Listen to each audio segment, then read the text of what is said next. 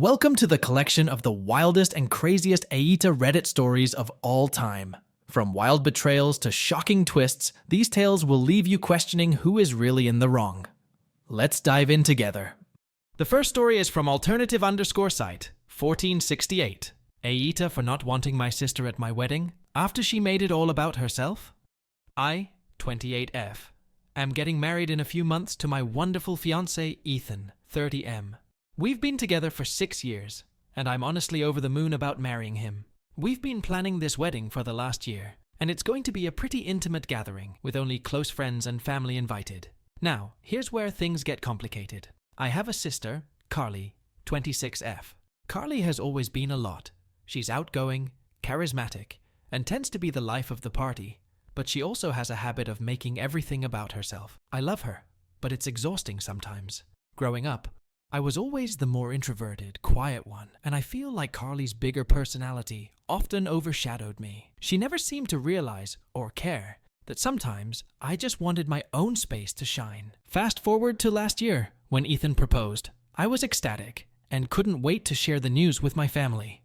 When I told Carly, she seemed happy for me at first, but within a week of the proposal, she announced that she was going to start trying for a baby with her husband Mark, 29M. I didn't think much of it at the time, because I figured it was just a coincidence that she wanted to start a family around the same time I was planning my wedding. But then, over the next few months, every conversation we had become about Carly's baby journey, what ovulation tests she was using, how her doctor appointments were going, and what baby names she liked.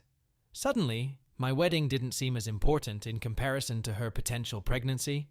Then, about 3 months ago, Carly announced that she was pregnant. Again, I was thrilled for her. I love the idea of becoming an aunt. But what started as excitement quickly turned into frustration. Carly began monopolizing every family event with baby talk. When we went dress shopping for my wedding, she kept talking about how she hoped she wouldn't be too big to fit into her bridesmaid dress. At my bridal shower, she kept bringing up baby shower ideas. At one point, she even suggested we combine our events into one big celebration of love and life. I laughed it off at the time, but inside, I was fuming. This was supposed to be my moment, but somehow, Carly always found a way to steal the spotlight.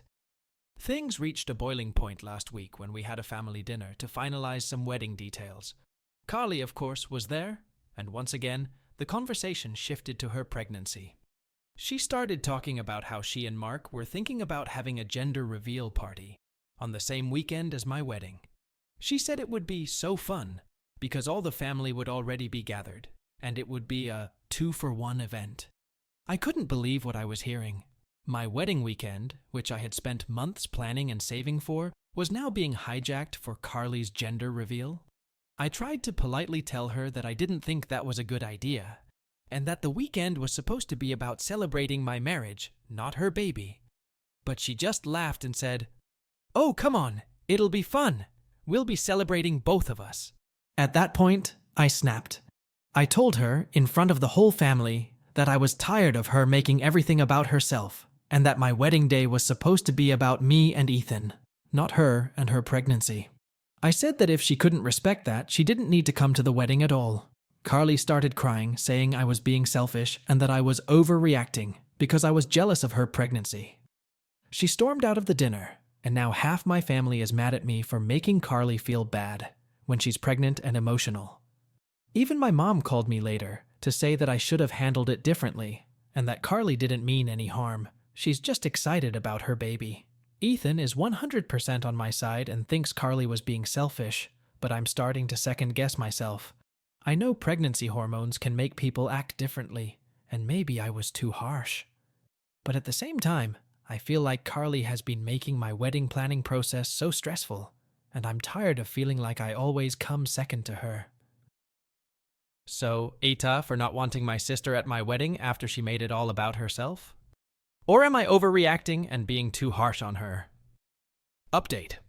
My 18-year-old niece is engaged to a 36-year-old she started dating when she was 17. No one in the family sees a problem. I asked to meet her to talk about it. So following my text, see last post, Ella replied and told me she agreed to meet with me and talk. I just came back from seeing her. Here's how it went.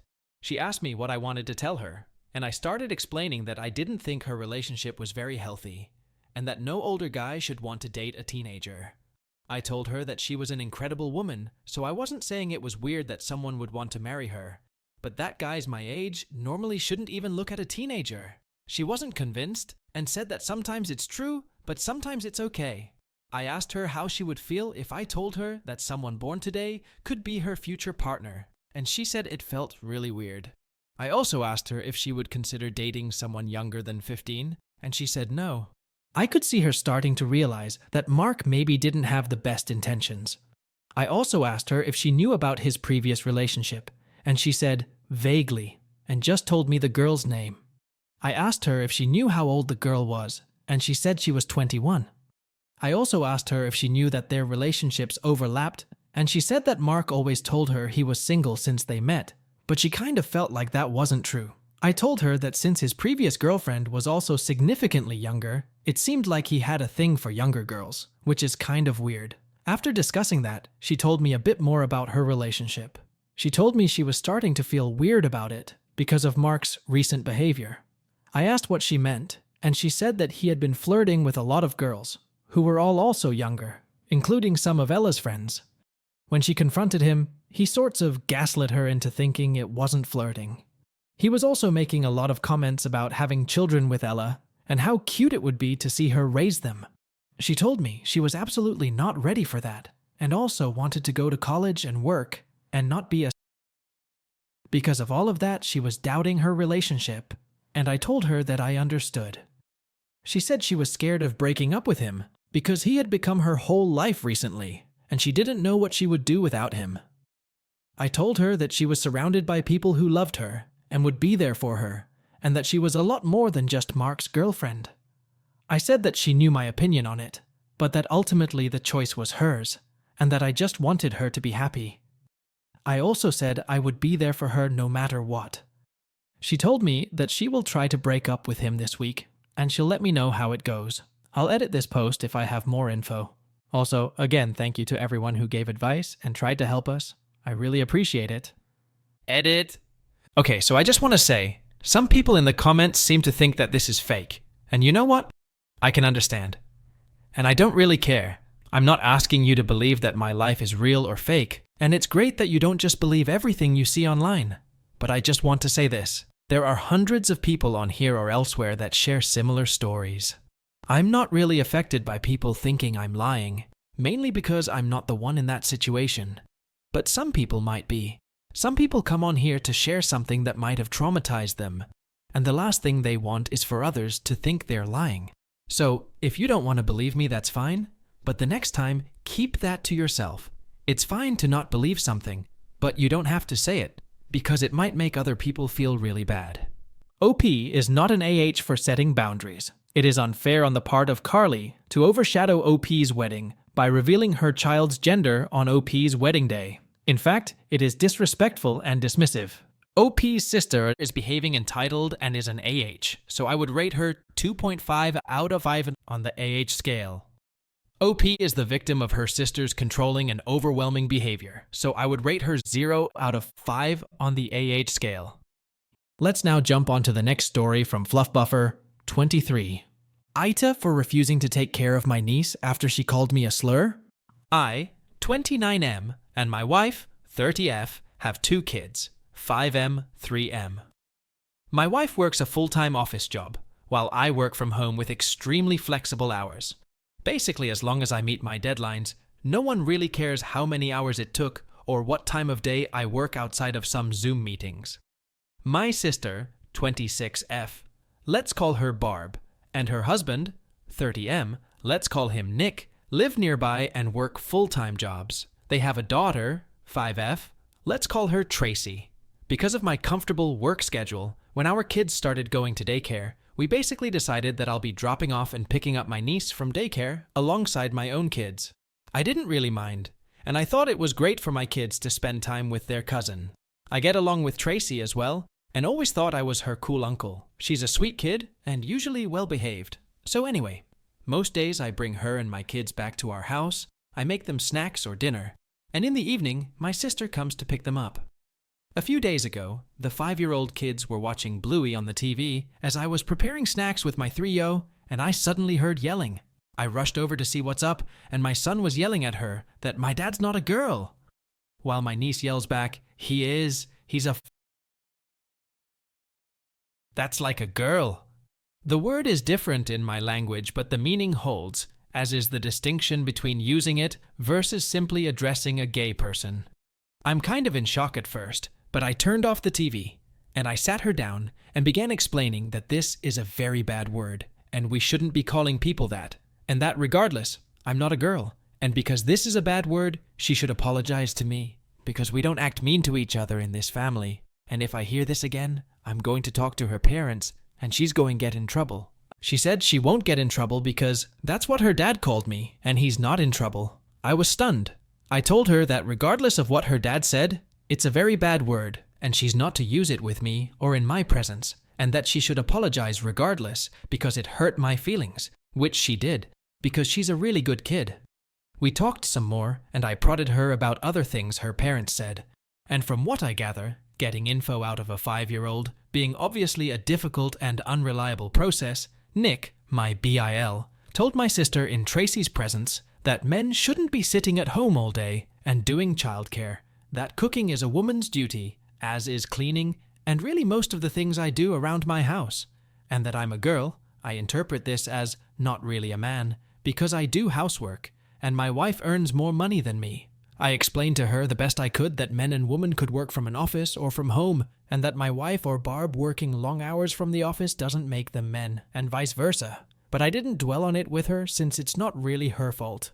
I didn't immediately bring it up with my sister, because I figured it would be a difficult conversation, and I didn't want to have it in front of the kids, and I wanted to talk it out with my wife first as well. I did talk to my wife that evening, and she seemed really upset as well. I told her that I think I should demand an apology from Nick and my sister, and she agreed. I called my sister and told her what happened, and she said that it's just a word, and I'm blowing it out of proportion, and obviously Nick doesn't dislike me.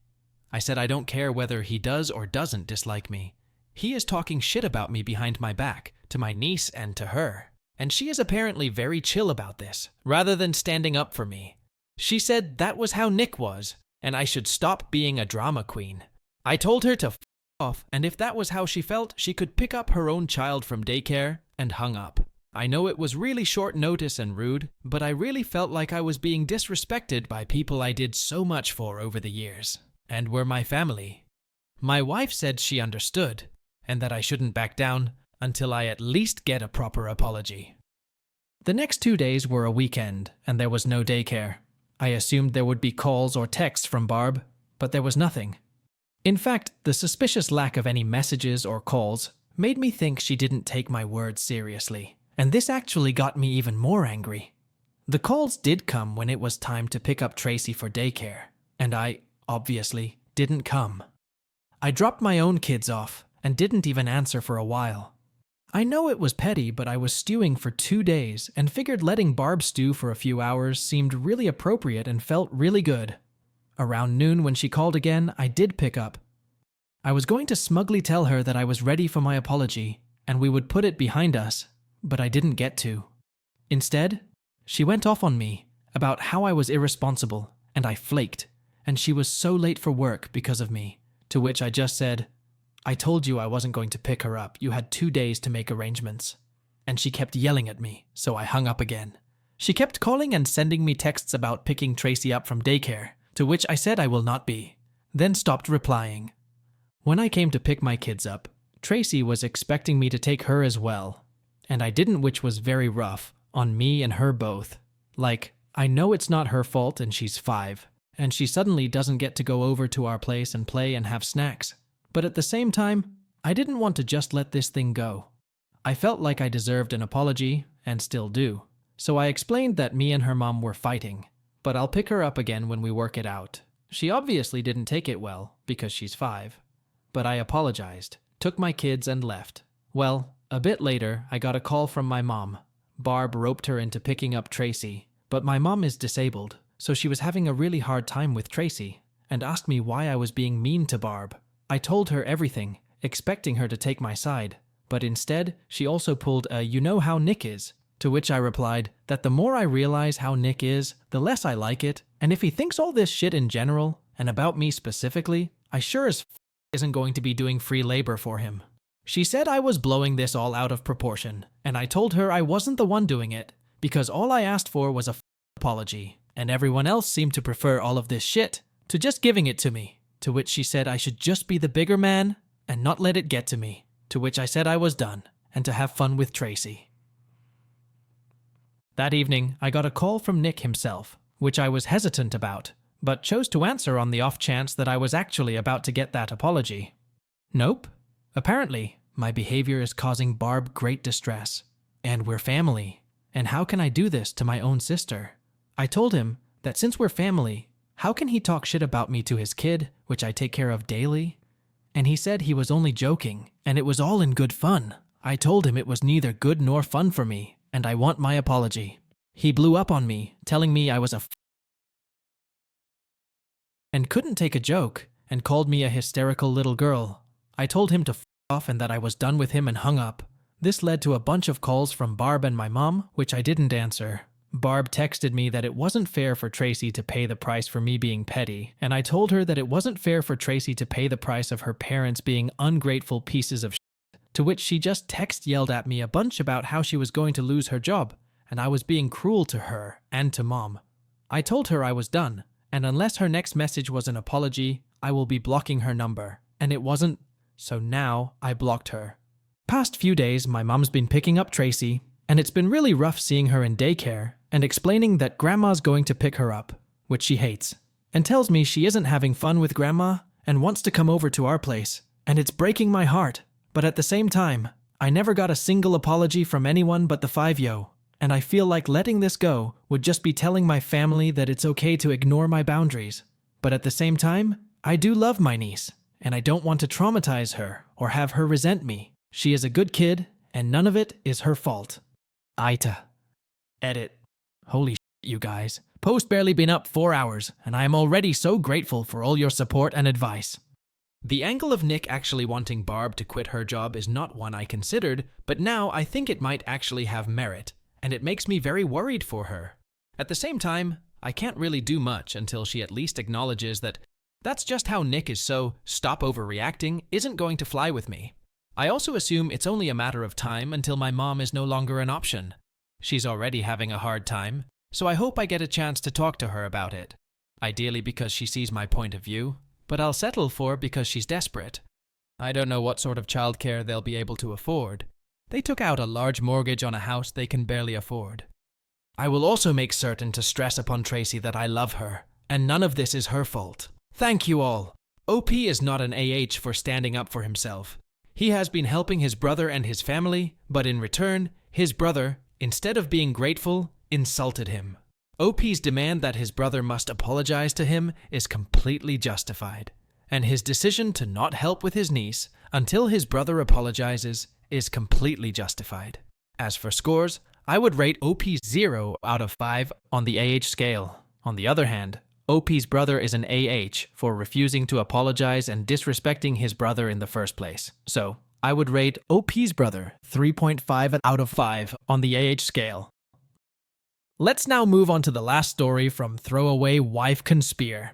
AITA for hating my wife's creepy hobby project? Okay, this sounds insane, but I swear my wife is totally normal otherwise, which makes this so strange to me. For context, we're both in our later 30s and live in a pretty typical suburban neighborhood where we all know each other. My wife has always loved trashy movies and shows about infidelities, and she eats up true crime about spouses killing their cheating partners too. She just says something about it makes her morbidly fascinated, in her words. Well, a couple months back we had a scandal in our neighborhood where a married couple in the neighborhood divorced because the husband cheated. No, there wasn't a murder or anything like that, but she became obsessed with learning every detail from every neighbor. No matter the occasion, be it a baby shower or cookout, she would bring it up hoping there would be any new information. A month later is when I stumbled on the board in her home office. I was doing some cleaning, and I found a massive bulletin board facing away leaned up against the wall. Curiosity got the better of and I turned it around to find a literal fucking conspiracy board of all our neighbors' pictures with lines of yarn connecting each other like the fucking Pepe Sylvia meme. I was totally confused and asked what this was, and she told me it was a hobby she had started recently where she would track rumors or likely candidates for cheating on the board. The yarn represented who was possibly cheating with whom. She had clearly gotten all the images on Facebook or some social media and printed them out and even had a few sticky notes with details. I told her this was creepy and insane, and she said maybe if I was doing it as a man, but she is just having harmless fun as a hobby, and she wouldn't be crazy and try to oust anyone based on rumors. She just likes feeling like a detective. She told me to view it like a creative art piece. I was still super weirded out, but let it go, or tried. I thought about it a lot. Well, every now and then I admit to checking the board when cleaning, but just a couple days ago, I looked to see that now I was on the board with a yarn attached to a neighbor's wife I am casual friends with. I asked her why she would add me if she thought I was cheating, and she said that was a different yarn color for potential matches for cheating. She said, if it makes me feel better, she was planning on adding herself to the board soon. Well, I got pissed and kind of lost my temper about it. I told her to get rid of the board or our marriage will be in trouble. Things have been super rocky since. Sorry for the long post. I am starting to feel bad and it hit me more than usual this morning. Should I apologize to her? And before you ask, no, I don't suspect her of cheating. Honestly, I wish she was because it would at least make more sense than this. AITA? Update. Anyway, Jesus Christ. Firstly, appreciate all of the concern and NTAs. It gave me the courage to approach her and tell her that while I may have overreacted by threatening our marriage, I think it is a creepy thing to do. She apologized and said she would get rid of the board. I thought we were good. Literally 2 days later. 2 days later. Hits the fan. Our happily married next-door neighbor finds a woman's bra under the bed that does not belong to her. It doesn't take long for the whole neighborhood to find out. Well, my wife is giddy, like jumping up and down for joy. She shows me the board, which she still didn't trash like she promised. And of course the husband was marked with yarn, meaning he was likely to cheat. She told me the board was accurate after all, and maybe she should keep her hobby around. I was definitely suspicious, so I looked at the board again later. It looked different from the last time I saw it before the latest scandal. Instead of the yarn connecting to another neighbor, the cheating husband's yarn connected to a post-it with a question mark. Firstly, it was the only question mark there, and I swore it wasn't there last time I saw the board. So, either she changed it after the cheating to prove a point, or slightly before it happened, which made me even more suspicious either way. Now I felt like I was the detective, and I was going crazy. I went over to the cheating husband's to ask a few questions. The wife was staying at her parents', so it was just the two of us. I asked him if he actually did it, and he said no, he would never. Then I asked if my wife had been over recently. He said one day, while you were at work, his wife asked her to water a plant they had while they were both away and told her where the key was, so yes. I immediately raised an eyebrow. I asked if he still had the bra, and he was getting nervous and told me not to get the wrong idea. I said, don't worry. He still had the bra, and I looked at it. It was my wife's, but one I knew she almost never wore because it was from a lingerie set. I bought her one Christmas, she said was uncomfortable. I told my neighbor I needed to talk to my wife and ran out, but I told him not to worry. I approached her with the bra and asked her what was going on. She played stupid, but I told her to cut the BS. I asked if she had either cheated on me with him or planted it there. Either way, she was in trouble. She confessed to planting the bra and said it was to make me admit her hobby was valid or something. I flipped on her. I said this was worse than her cheating on me because instead of ruining just our marriage, she ruined our neighbors and ours. I demanded she call the wife and admit to everything, even sending pictures of the board. I even showed the Reddit post which actually helped convince her my wife had planted it rather than cheated with her husband. Well, they made up, but now I have no idea what to do. I am barely speaking to my wife, and it is only a matter of time before the entire neighborhood figures this out. I seriously need advice. Final update. It's been months since last update. Sorry, I've been busy. Long story short, my wife is in a mental health facility. After what had happened previously, I did not speak to my wife for a while. I tried to stay working or out of the house as often as I could. Well, A few weeks passed, and time made it seem like less and less of a big deal. Finally, my wife offered to take me out to a very nice dinner to make things up to me. She told me everything was behind her, and while I was avoiding her, she had actually started online therapy to get help and realized now what she did was wrong. I really believed her, and we had a great night. One thing led to another that night, and yeah, LOL. It took about 2 days after that for her to get a pregnancy test, and she texted me the positive result. Yeah, I know some of you already think I'm a moron, but it had been a rough year, and this made me really happy. I started getting very excited. We started talking about turning my home office to a baby room, looking up ways to prepare, booking appointments, planning a shower, etc. A really fun but whirlwind week. Unfortunately, she told me the first ultrasound was at a time I had to be at work, and she would have to go alone. Really bummed me out, and I asked her to reschedule, but she said it was the only availability. Well, that next week, she went, and I, waiting for an update or pictures or anything. Nothing. She came home and was super quiet, and I flipped out and got super worried that the worst had happened. I told her I understood she was probably in a lot of pain about something, but she had to tell me. She finally admitted, no, it wasn't a miscarriage, but she was actually pregnant for longer than she thought. Longer than the last time we did it. She actually got pregnant during the time I was avoiding her. Obviously, I was so mad and upset, and I couldn't understand why she would do this to me. But then I realized all the signs were there for so long, and all the comments telling me she was probably cheating was right. But I tried to keep a clear head for at least a second, because I really love my wife, and I couldn't believe it. I asked her who it could have been, and she actually said she didn't know. She said she hadn't done it with anyone during the time I was avoiding her. She swore it and also didn't know what this meant. I thought about it and realized if she was really pregnant for that long, her tummy should be showing, and it wasn't. I decided to call the place and ask them to confirm what they said. My wife told me it would be a waste of time, and she promised she heard them clearly, so I didn't do it that night. But I couldn't sleep that night without hearing it from the doctors myself. I called the clinic. She told me she went to the day before in the morning and asked them to confirm the results. They told me something worse than I expected. She had no visit. She was never there. I didn't understand that at all. Before I talked to my wife again, I did what I should have done in the first place and reverse image searched the pregnancy test image. Yeah, it was on Google from a random years-old Facebook post. I was again really mad at my wife and couldn't believe she would put me through all this. I confronted her about the picture and that I called the place and there was no appointment. I told her she had a pattern of lying and this was probably the end of our relationship. But she responded in a way I didn't expect. She burst into tears and went manic, which I did expect, but then said that she really had cheated on me and really was pregnant and that I had made this up in my head because I couldn't face what she did to me. She said she felt like the devil and Hitler and started sobbing and literally screaming at the top of her lungs. She locked herself in the bathroom and told me she was going to kill herself over what she did to me. I couldn't get the door open and freaked out. I called the cops and they broke the door down. She was not hurt, but she was really out of it. They took her to get a mental evaluation, and she told them everything there. She even started mixing in stuff about the board, and how she knew everyone around her was a cheater, so she had done the same because she was in an evil place.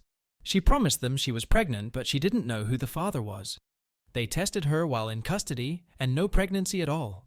They told me she was likely suffering from a form of schizophrenia, and actually genuinely believed that she was saying, and likely always had to some level, but it seemed to be getting worse. They said she had a symptom called self-accusation and needed help. Well, I got her in a facility last week and she is safe. They are making a little progress. I do not think she thinks she is pregnant anymore. I have visited a few times, but she is very withdrawn with me and says she feels too guilty to look me in the eye. I think there was definitely meddling at certain parts like planting evidence, but now I just feel terrible. I did not get her the help she needed when all the real signs were there. I hope her medication starts to help, and she can be normal again. And yeah, the neighborhood gossip is having a field day with all this. Anyway, thanks for listening. I hope this is my last update. Thanks for all the help. Edit. My wife has been to the clinic before and I am an authorized contact. I can ask about her appointments. Also, local area, so I know the front desk lady. She was as confused as I was when she saw there were no apts scheduled and no record of her going. Why don't all you losers shove a fork up your ass, Anne? OP is not an AH for standing up to the unsettling and abnormal behavior of his wife. OP's demand for his wife to stop and his concern for her mental health were justified. I think OP's wife needs to see a psychologist ASAP. If OP's wife does not have a mental problem, she is an AH for such creepy behavior, and I would rate her 3.5 out of 5 on the AH scale. In this scenario, OP is not an AH, and I would rate him 0 out of 5 on the AH scale. What do the Mac Reddit fans think? Is the OP an AH or not? Let me know in the comment section below. If you like the stories I brought you, just hit the like button, share them as much as you can, and don't forget to subscribe to Mac Reddit for a daily dose. Bye-bye. See you tomorrow with some more spicy fries. AITA for how I reacted when my niece announced she was engaged. I, 33M, have a pretty big age difference with my brother, 44M. He had a child at 25, which means that I became an uncle at 14. Because we were pretty close in age, I formed a special bond with my niece, Ella, now 18F. When she was 16, my brother and his family moved away, so I've been seeing them less recently, but we keep in touch and catch up at family events. Last year, at Christmas, my niece told me that she had a boyfriend and told me a bit about him, but I didn't know the guy. He was invited for Easter and a couple of other events, but was never able to make it. When we were planning our mother's birthday, my brother decided to invite Ella's boyfriend so that we could all meet him. Yesterday was the birthday. I was looking forward to meeting Mark, Ella's boyfriend, but was very confused when I saw her walk in with a man that looked double her age. Spoiler alert, he is. She introduced him to me, and I politely smiled, but was deep down very concerned. I went to my brother to ask how old Mark was, and he told me that Mark is 36, so literally double Ella's age. She had told me that he was a bit older, but I assumed like early to mid-20s. Not almost 40. That's when they called us in the living room to share exciting news. Ella showed us a ring and revealed that they were engaged. I just said, "What the f?" And everyone turned around and looked at me like I was crazy. I told them that they were out of their minds if they thought this was normal, that there was no world in which a 30-something should date an 18-year-old and that she shouldn't be getting married. All of them accused me of ruining Ella's happiness. Some even said that I was jealous of Mark, which is so disgusting I can't even explain it. I mean, I'm younger than Mark, but never in a million years would I ever consider dating someone younger than 25. They told me that it was perfectly legal, as they were both adults, which isn't true because they've been dating for a year, and Ella turned 18 7 months ago, and that if they were happy, that's all that matters. I told them that they were sick for allowing this and that he was a predator, but they wouldn't listen. I know this isn't my business, but I can't help but fear for Ella. She is young and doesn't really know what she's getting into. I'm really scared of her getting married and being unable to leave him when she realizes how sick it was. I then left and slammed the door and have been receiving pretty wild messages and calls since then. I don't know if I was wrong for this and I'm just overreacting, and if I wasn't wrong, I don't know what I can do to make them realize how wrong it is. AITA?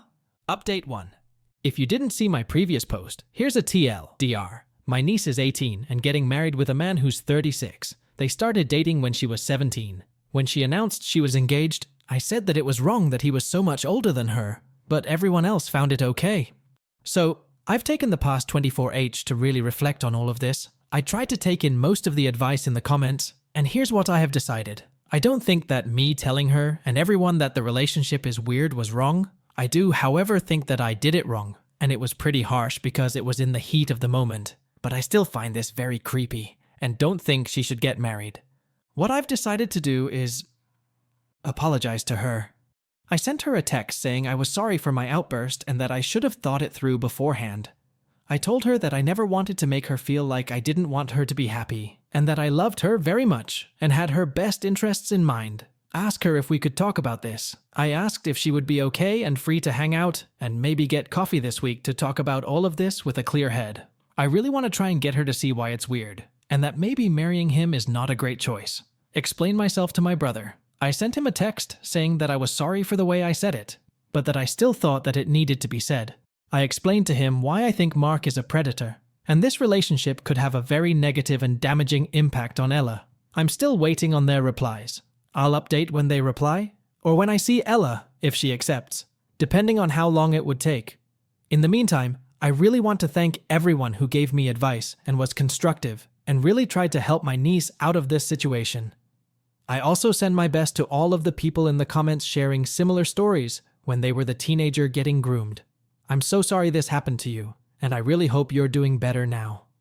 Update 2. TLDR of first posts. My 18 niece is engaged to a 36 she started dating when she was 17.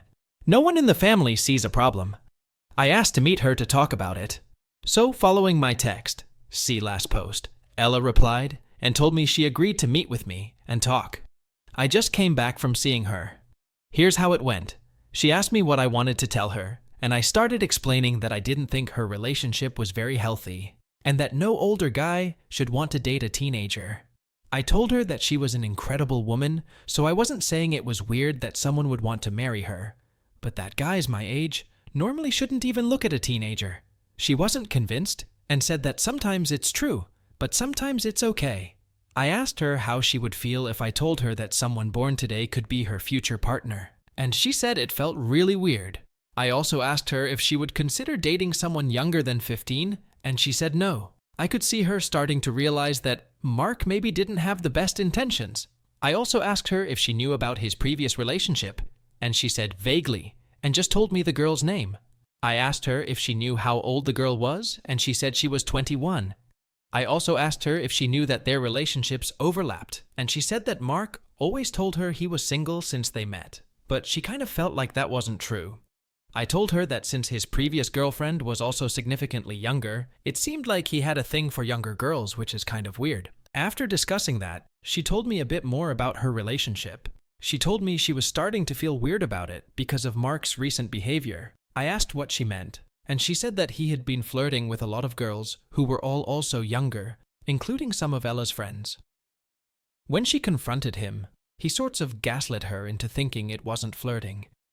He was also making a lot of comments about having children with Ella and how cute it would be to see her raise them. She told me she was absolutely not ready for that and also wanted to go to college and work and not be a CHM. Because of all of that, she was doubting her relationship, and I told her that I understood.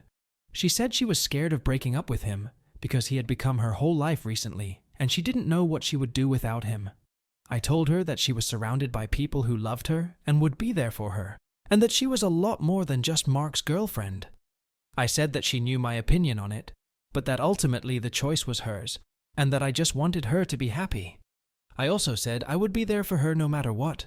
She told me that she will try to break up with him this week, and she'll let me know how it goes. I'll edit this post if I have more info.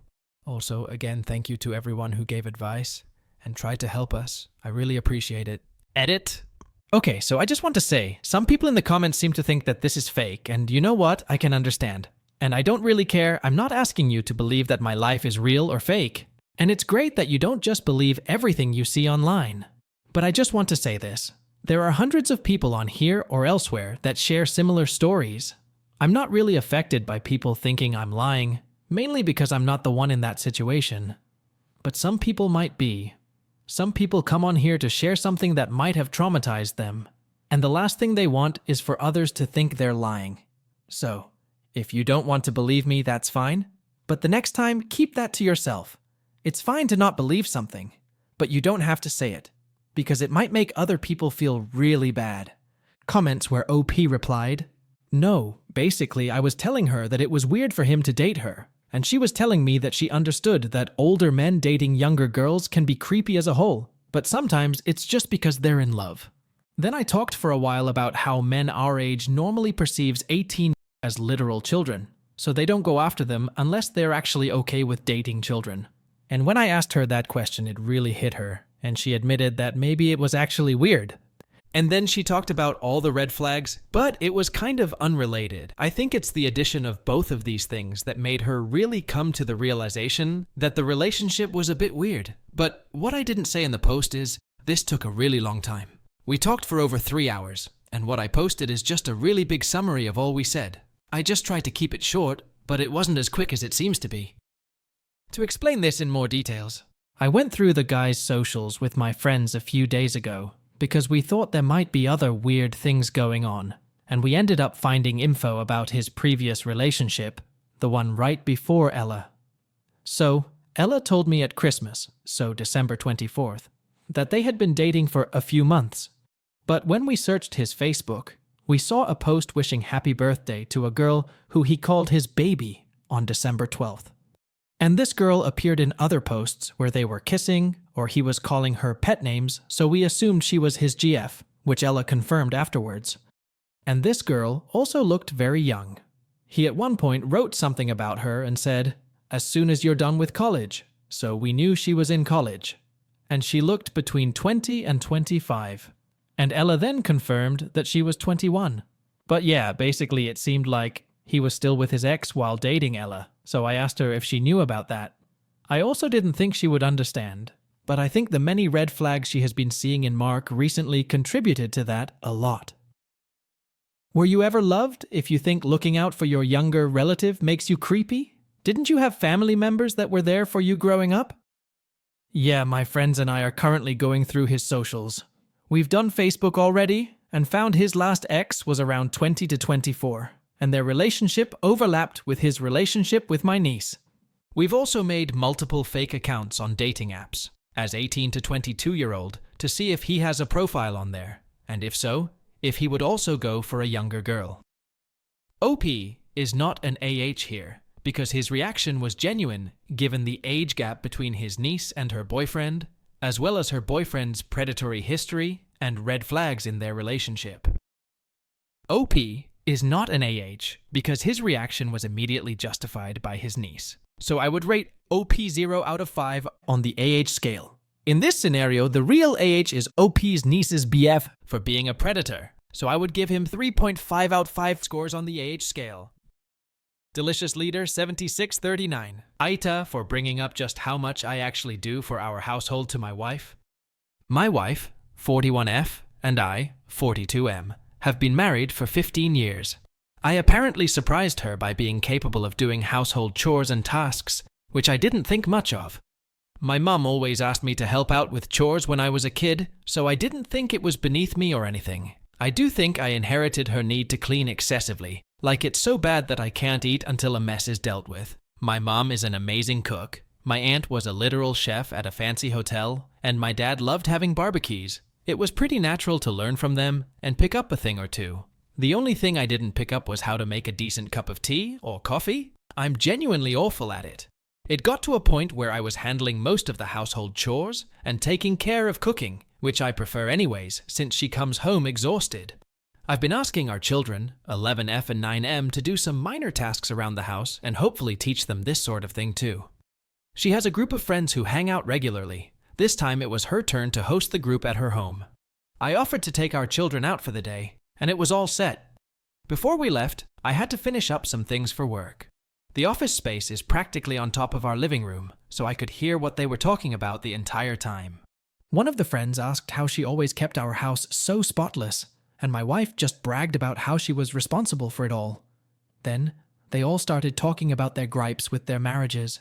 A common theme was how unhelpful their spouses were. I felt pretty uncomfortable, so I just left the office and went out with the kids. I came back after they had left for the night and acted as normal until we got to our bedroom. I asked her what was up with that conversation they had, and pointed out that I did the cooking and cleaning in our marriage. She told me not to take it personally, and that she just wanted to fit in with the struggles of her friends. Now I just feel unappreciated, especially since I don't clearly remember any genuine gratitude for what I do from her. Since then, she's been pretty short with me. She says I'm weaponizing what I'm doing against her and holding it over her head. I don't expect her to compliment me each time I clean or defend me religiously. Just a little, "My husband is pretty helpful actually. He does his share would be nice." I can't help but feel like her friends think I'm some sort of deadbeat who comes home to relax and neglect her. Update. I'm pretty shocked this post went as viral as it did, and I tried my best to speak to my wife yesterday. I just can't believe that this is the woman I married.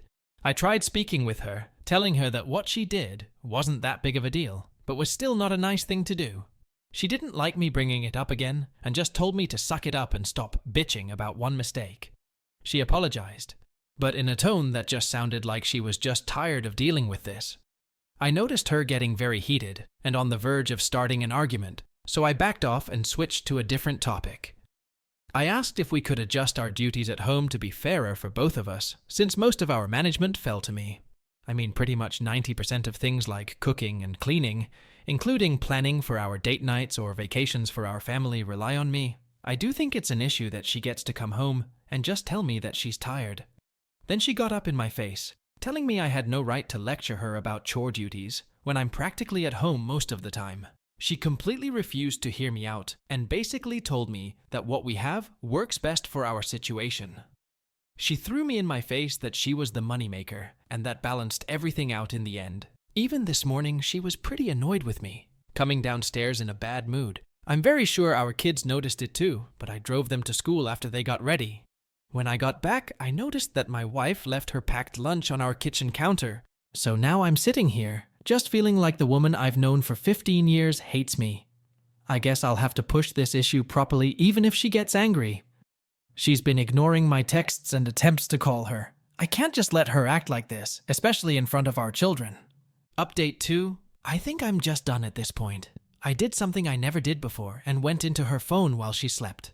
We both know each other's passwords, so it wasn't really difficult. Some of the cheating comments got to me, and I felt pretty paranoid about this situation.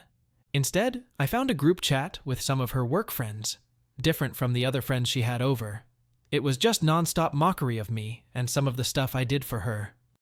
She told them how embarrassed she feels to be with me, and that I dote on her like a parent and don't feel like her husband.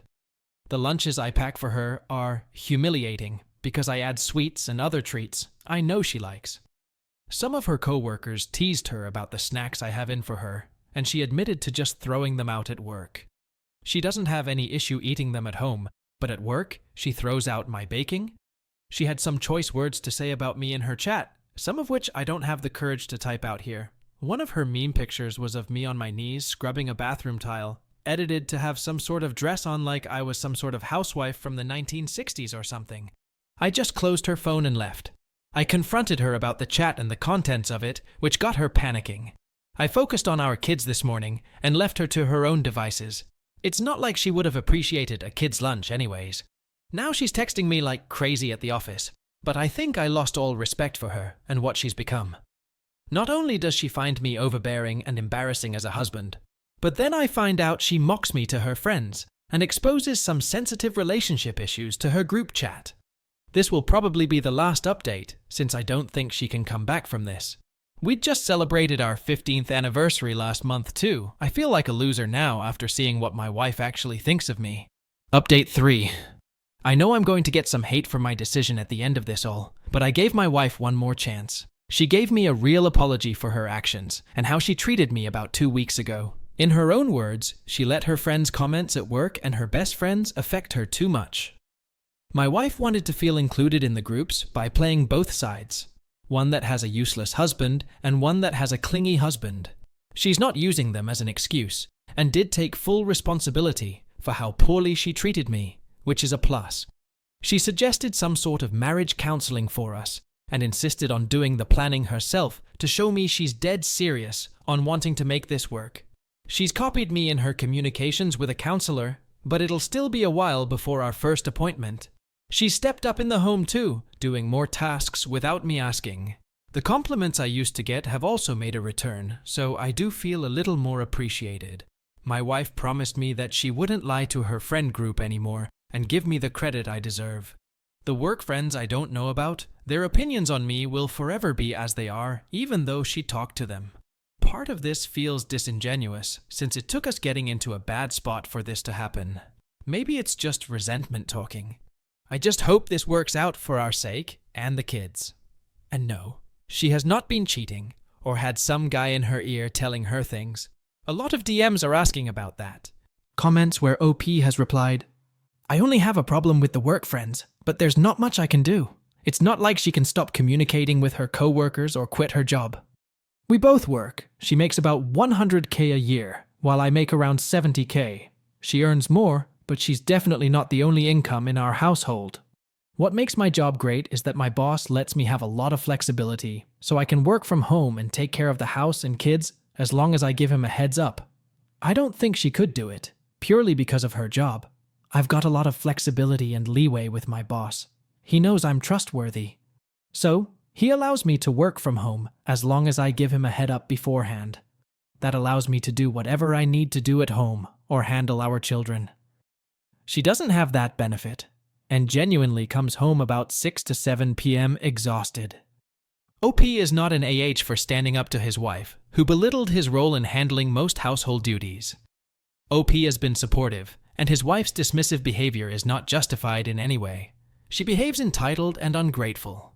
Undervaluing and mocking her partner is extremely insulting. So, OP's wife is an AH here, and I would rate her 3.5 out of 5 on the AH scale. On the other hand, I would rate OP 0 out of 5 on the AH scale. Let's now jump onto the next story from Shark Eva. I've been informed by a solicitor that my husband is having an affair. Yesterday morning, I was contacted by a solicitor. I was confused because I don't have any need for one for anything. She told me that her client is seeking a divorce from his wife due to the wife having an affair. Their investigator found the affair is with my husband, and the client asked the solicitor to inform me since my husband is married. She provided me with proof of the affair. My brother-in-law is to be married on Saturday. My husband is the best man and is already there to assist with everything. Me and my 5-month-old daughter were supposed to leave on Friday morning to join them. My husband is unaware that I know. I am shocked, but the proof is right in front of my eyes. I haven't told anyone, but I have asked me sister to come over after work. I'm going to ask if my daughter and me can stay with her. I don't think I can face him at the wedding. I don't want to hear excuses. My sister's husband is a solicitor, and while he does not do divorces, I'll ask if he can recommend someone. I have to talk to my sister, but I'm mostly just getting my thoughts out on here because I feel entirely scattered. Comments. Mission_definition_1. OP's husband is terrible. The fact that he can help someone, BIL, with their wedding, while cheating on his wife, is telling of his moral compass. This is my swamparg. You sound like a smart lady. Get a place to stay with your child. Get your ducks in a row and leave him. I'm so sorry you're going through this. Stoic sticks. Plus, be sure to take any important documents with you, birth certificates, social insurance card, passports, etc., and anything especially sentimental that would be hard to replace. Open a bank account at a different bank and move some money over. Update. I told my husband I had been exposed to COVID and could not attend the wedding. My sister helped pack, and she is letting me and my daughter stay with her until I find a flat.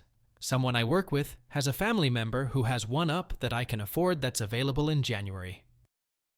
When my husband returned home on the Monday, there was a note telling him I knew about the affair. The husband of the other woman was going to be filing for divorce later that week, and I would not be far behind. My sister's husband is a solicitor, and he recommended a divorce solicitor to me. My husband and I both have jobs. We don't own a home.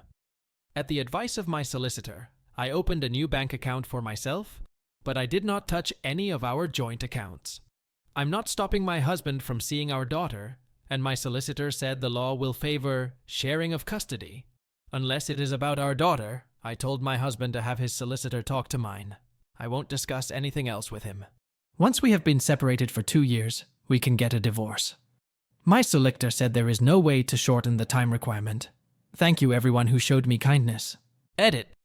Yesterday morning I was contacted by a solicitor. I was confused because I don't have any need for one for anything. She told me that her client is seeking a divorce from his wife due to the wife having an affair. Their investigator found the affair is with my husband, and the client asked the solicitor to inform me since my husband is married. She provided me with proof of the affair. My brother-in-law is to be married on Saturday. My husband is the best man and is already there to assist with everything. Me and my 5-month-old daughter were supposed to leave on Friday morning to join them. My husband is unaware that I know. I am shocked, but the proof is right in front of my eyes. I haven't told anyone, but I have asked me sister to come over after work. I'm going to ask if my daughter and me can stay with her. I don't think I can face him at the wedding. I don't want to hear excuses. My sister's husband is a solicitor, and while he does not do divorces, I'll ask if he can recommend someone.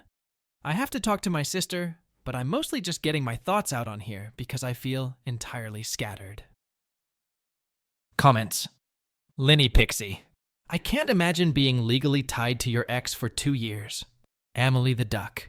That law will never not be stupid to me. Like he had the affair, he broke the marriage. Why does law say she has to be tied to him just in case? That's stupid.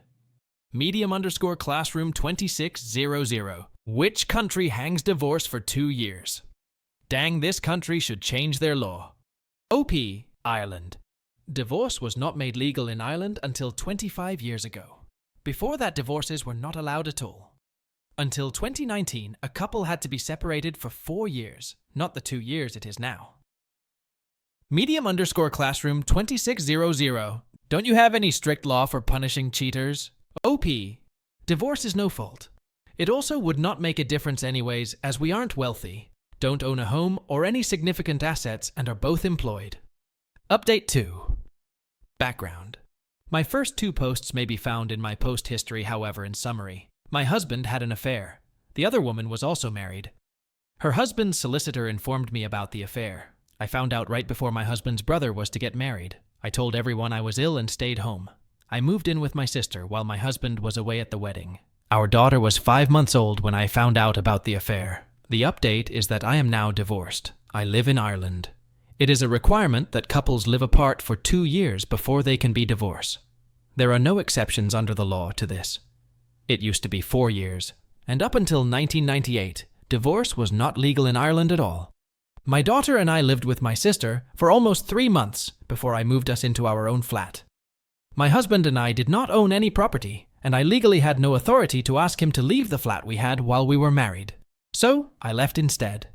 On the advice of my solicitor, I opened my own bank account and left our jointly owned accounts alone to be settled in the divorce. While we were living apart, my husband and I used an app to communicate about our daughter, and everything else was through our solicitors. I haven't talked to him about the affair, I haven't talked to his family or friends, and I don't have social media. My husband carried on seeing the other woman for several months after I moved out, so I'm sure everyone knows he had an affair, but that isn't my problem now. The only thing I talk with him about is our daughter and anything relating to her. We have joint custody, and I will pay him maintenance. Fault is not considered in a divorce, and an affair doesn't affect custody. I do not have to pay maintenance to my husband for himself, since he is already living with another woman, not the one he had an affair with, and plans to marry her right away now that we are divorced. If he had been living on his own and not about to get married, I would have had to pay him maintenance. I have never met the woman he had an affair with, or her husband or their children. My focus is on my daughter, and I am civil with her father for her sake. But I don't care about looking on social media or talking to him about the affair. I have never talked to him about it and never will. I only care about my daughter. Apologies if my update isn't exciting. I am divorced, there is no drama, and I know that's usually not exciting, but some people have been messaging asking for an update, and I wanted to say thank you to all the lovely people who offered me support during a terrible time. Comments. Camp 808. Actually, for a boring update, it's basically a very good outcome. He's someone else's problem now, and not having to pay him maintenance above all else is absolutely huge. Congratulations, OP. I hope you continue to heal and surrounded by folks who love you and your daughter. No -- 5200. I remember your story and have thought about you from time to time. You certainly handled everything with grace and dignity. I'm pleased that you and your daughter are doing well. Sounds like you're definitely better off without your ex. He sounds like a real prince. All the best to you going forward. I am not the OP. Please do not harass the OP.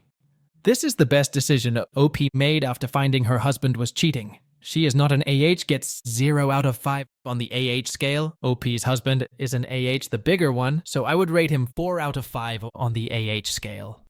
Let's now jump onto the last story from scary_listen. _6239. AITA, for not speaking to my brother because he ruined my relationship with my best friend? I, 21F, broke up with my boyfriend a month ago because he was insecure about my best friend, 20M. Eventually, I got tired of it and broke it off. My ex is my brother's, 23M friend. My brother asked why we broke up and I told him. Then he asked if I minded if they stayed friends, and I knew it would hurt him a lot if I said no, so I told him it was not a problem. I've noticed that he has been distant over the past few weeks.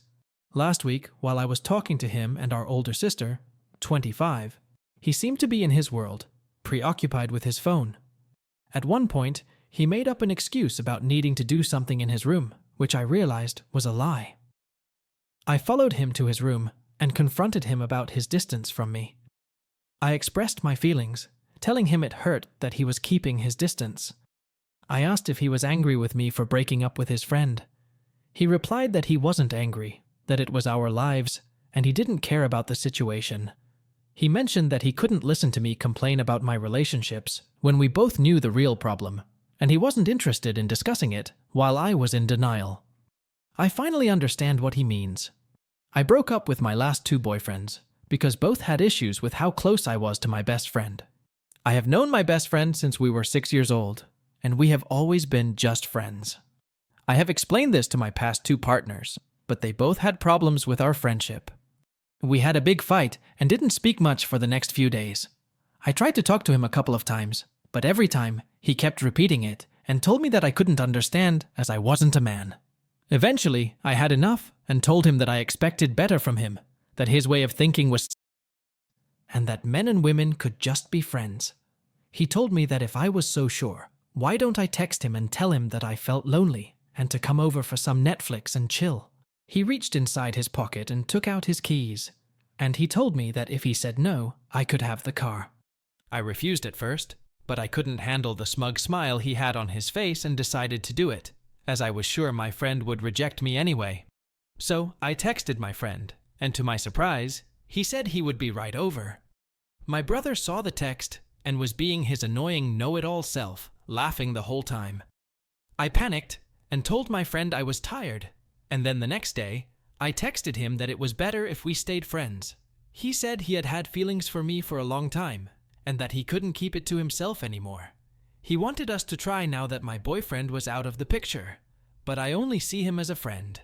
Now, in 1 month, I have lost my boyfriend, and now, maybe even my best friend. And the worst thing is that maybe my brother was right, that I was the reason my relationships didn't work. But I'm also angry at my brother, and he noticed how distant I've been the last couple of days, and he even told me he did it for my good, and that if he didn't, I would keep letting that guy destroy all my relationships. But I still refuse to talk to him. But I also miss him, and I don't know if he is right, that he was just looking out for me. Edit? I don't know why people keep saying 3 boyfriends. I have only had 2 boyfriends. OP is not the AH because she genuinely believed her friendship with her best friend wouldn't impact her romantic relationships and was trying to maintain boundaries. While her brother forced her to confront a hard truth in an intrusive way, her feelings of betrayal are valid. OP's frustration is understandable, but her brother was also trying to help her see a pattern. So no one is an AH here. My nympho fiancé has been jumping from bed to bed, AITA for breaking up. I'm 28M and she is 29F. That went on for like 2 months. Only thing I said was for her to text me like 1 every other hour because she had just gotten her driving's license. Context. We were together for 8 years and have known each other our whole life. I proposed to her last summer and we planned a wedding for this winter. After I proposed, she started to change. She's been very laid back after she took her degree, not going out much, spending time with me, and that kind of stuff. After a month or 2, she started hanging out with a new girlfriend, and started going out a lot more with that. I mean, like every day to every other day, which I was fine with. Her parents were strict, so I kind of got that she wanted to live a little after uni. She would go off grid for like 4 to 5 hours, and we talked about it, and she said that she would be more careful in the future. Worked for like a week. I started getting messages from friends saying they've seen her with 2 guys, which I confronted her about, and she played it off saying she doesn't think she talked to 2 guys. We had a huge fight a few days after that, and I was considering breaking everything off, but I didn't. Things went more downhill from there when her girlfriend broke up with her BF. She started ignoring me going out, not texting, nothing, until I had it one night and asked to talk. She talked to me for like 10 minutes and said she was going to go on a walk, and I asked to talk after she got home. Sho came home like 3h later and said she had a headache and didn't feel well. All through this time was a constant that she was feeling like. I just lost it waiting for her for 3h just for her to blow me off and said if we don't talk today, I'm done with it, and that she has been acting like she wasn't in a relationship with me for the past few months. She said that she would call the day after, and I said that there was no need. Edit 1. We live miles apart from each other. Every other message thing was because she had just gotten her license, and the area she lives in has a lot of car accidents and reckless driving. You can't really get anywhere without a car where she lives, so driving a lot comes with it. Reason I isolated myself was due to problem I kept having when I was going out.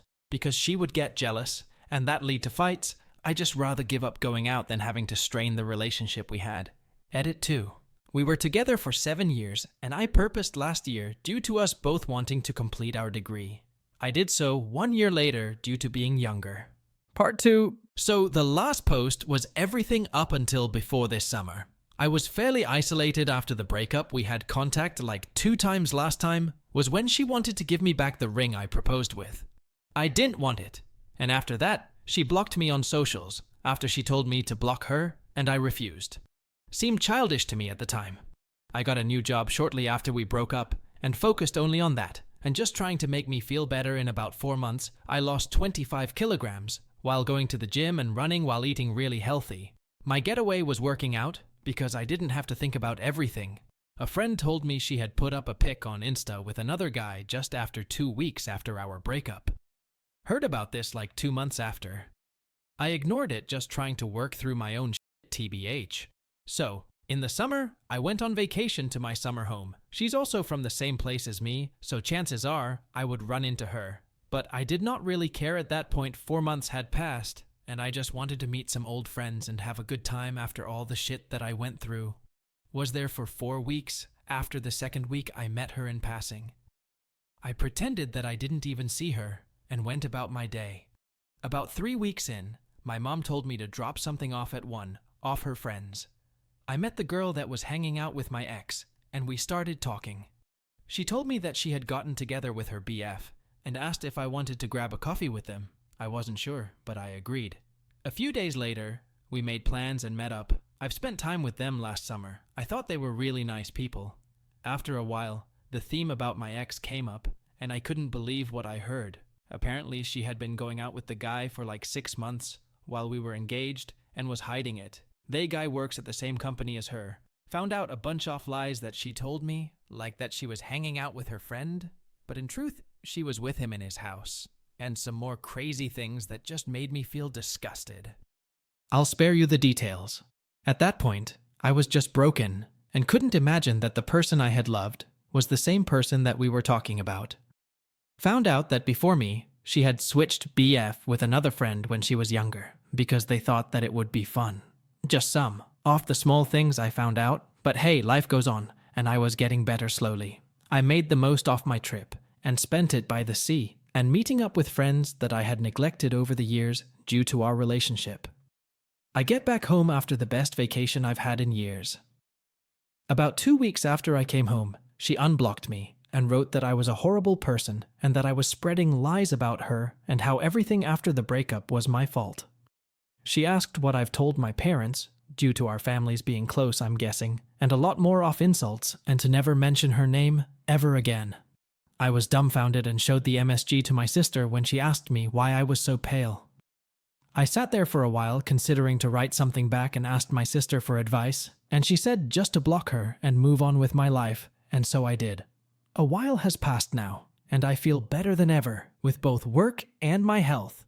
After all that I was the bad guy, and if that is so I will be. I'm just going to live my life and be happy to be healthy. OP is not an AH for breaking up with his unfaithful fiancée, who keeps switching boyfriends. OP took a very good decision for his well-being. Here, OP's fiancée is an AH, a big AH, from jumping from one bed to another. She is simply nympho, so I would rate her 3.5 out of 5 on the AH scale, and OP gets nothing. Now let's jump onto the next story from Jacaranda Bloom 2398. AITA for preventing my brother from seeing his biological daughter. I, 32F, and my wife of 4 years, let's call her Becca, 28F, have a beautiful daughter who we'll call Toby, 3F. We had both always wanted a child, but as 2 women, making a baby isn't a walk in the park. Maybe for the better, if we could get each other pregnant, we'd probably have 10 kids by now. But anyway, once we got married, we began weighing our options. Becca wanted to be pregnant and give birth, so adoption was off the table. I have 2 younger brothers, so we decided to ask them to donate sperm, so the baby would be partially related to both of us, and we wouldn't have to put our trust in some random sperm donor.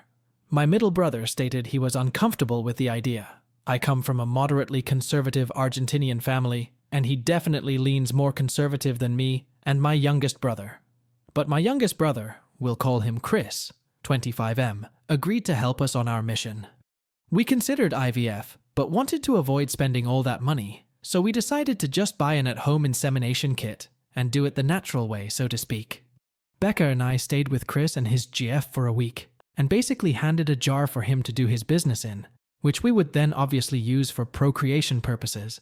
It was extremely awkward, but we decided it was the best option, and it was successful because a few weeks later, we found Becca to be pregnant. We were overjoyed to be having a baby, it being mine, and particularly Becca's dream since we were teenagers. Since we decided to get pregnant right after Becca finished grad school, and because I am lucky enough to have a job that can comfortably support all 3 of us, we decided Becca would stay home with the baby and would start work when the baby was school age, which she was very excited for. In the fall of 2021, Becca gave birth to our healthy baby girl, and we are both recognized as her legal guardians through AITA. Although being parents was definitely more difficult than we expected, we were very lucky to have Becca be able to stay home and to have a lot of support from her family. My brother and his long-term girlfriend were also very helpful. We live close by, so we would often meet up with Chris and his GF, who we'll call Vanessa, or one or both of them would watch Toby so we could get done. They had not previously expressed interest in having kids, but we could tell they really liked Toby, which we thought was really sweet. Well, recently we had a little turn of events. Becca has been thinking about starting work soon as an OT, and we have been talking about moving to the city of our dreams in Mexico. Becca and I live in and are from the US. We decided if she can get a job and a work visa, we will move to Mexico because I work from home, and we thought it would good for Toby to start school in Mexico so she can be bilingual. Also, the city, which I will not name for privacy reasons, has been our dream for years since we visited when we were dating. We brought this up with Chris and Vanessa recently, and Becca and I assumed they would be happy for us, but instead they looked concerned and almost angry. After several empty excuses, Chris finally admitted that he feels very connected to Toby, because technically she is his biological daughter. He expressed that he feels more like a father to her than an uncle, and would be devastated if we were to move her away from him. At first, we were pissed at him for using this kind of language about our daughter, because it had always been established that Toby was our daughter, and Chris was just our sperm donor. But Becca and I have talked about this more and more, and are wondering if it will be traumatic for Toby to separate her from her biological parent, who she has had a relationship with since she was born.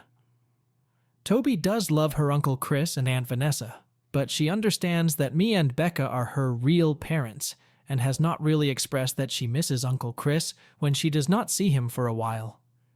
Me and Chris have not really talked things out. We are not that kind of family. But we do not need his blessing to move. I don't really have a great relationship with my other family, because they don't support me marrying and having a child with another woman. Obviously, I would hate it if this would seriously damage me and Chris's relationship, because he is basically the only family I have left. But Becca comes first, and I don't want to let Chris control our lives.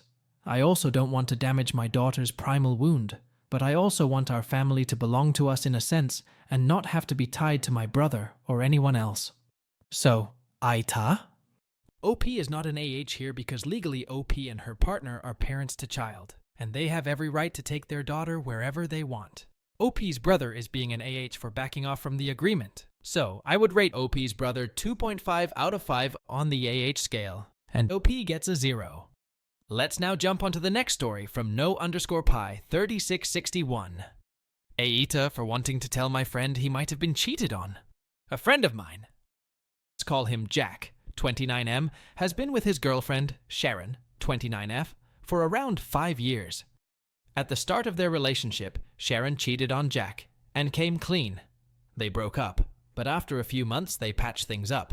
And as I understand it, they worked hard on rebuilding trust and actually had a good relationship for a while. In the last few years, though, things seemed to get a little rocky again. About a year ago, they tried to have an open relationship. This experiment only lasted a couple of months though, as they both experienced a lot of anxiety. To my understanding, the most that ever happened was Sharon kissing a guy during a trip and then keeping in contact with him, which broke the rules of their agreement. So, they closed their relationship again. Now this gets a little cloudy for me. When Jack first told me about their open relationship, he seemed to be under the impression that Sharon wanted to only experiment with other women. This was important to Jack because he felt insecure about her being with other men. I know there's stuff to unpack here, but I'm going one problem at a time. In the end, it turned out that this wasn't a super hard rule, and it was more like Sharon was most interested in women, but she was allowed to hook up with whoever she wanted.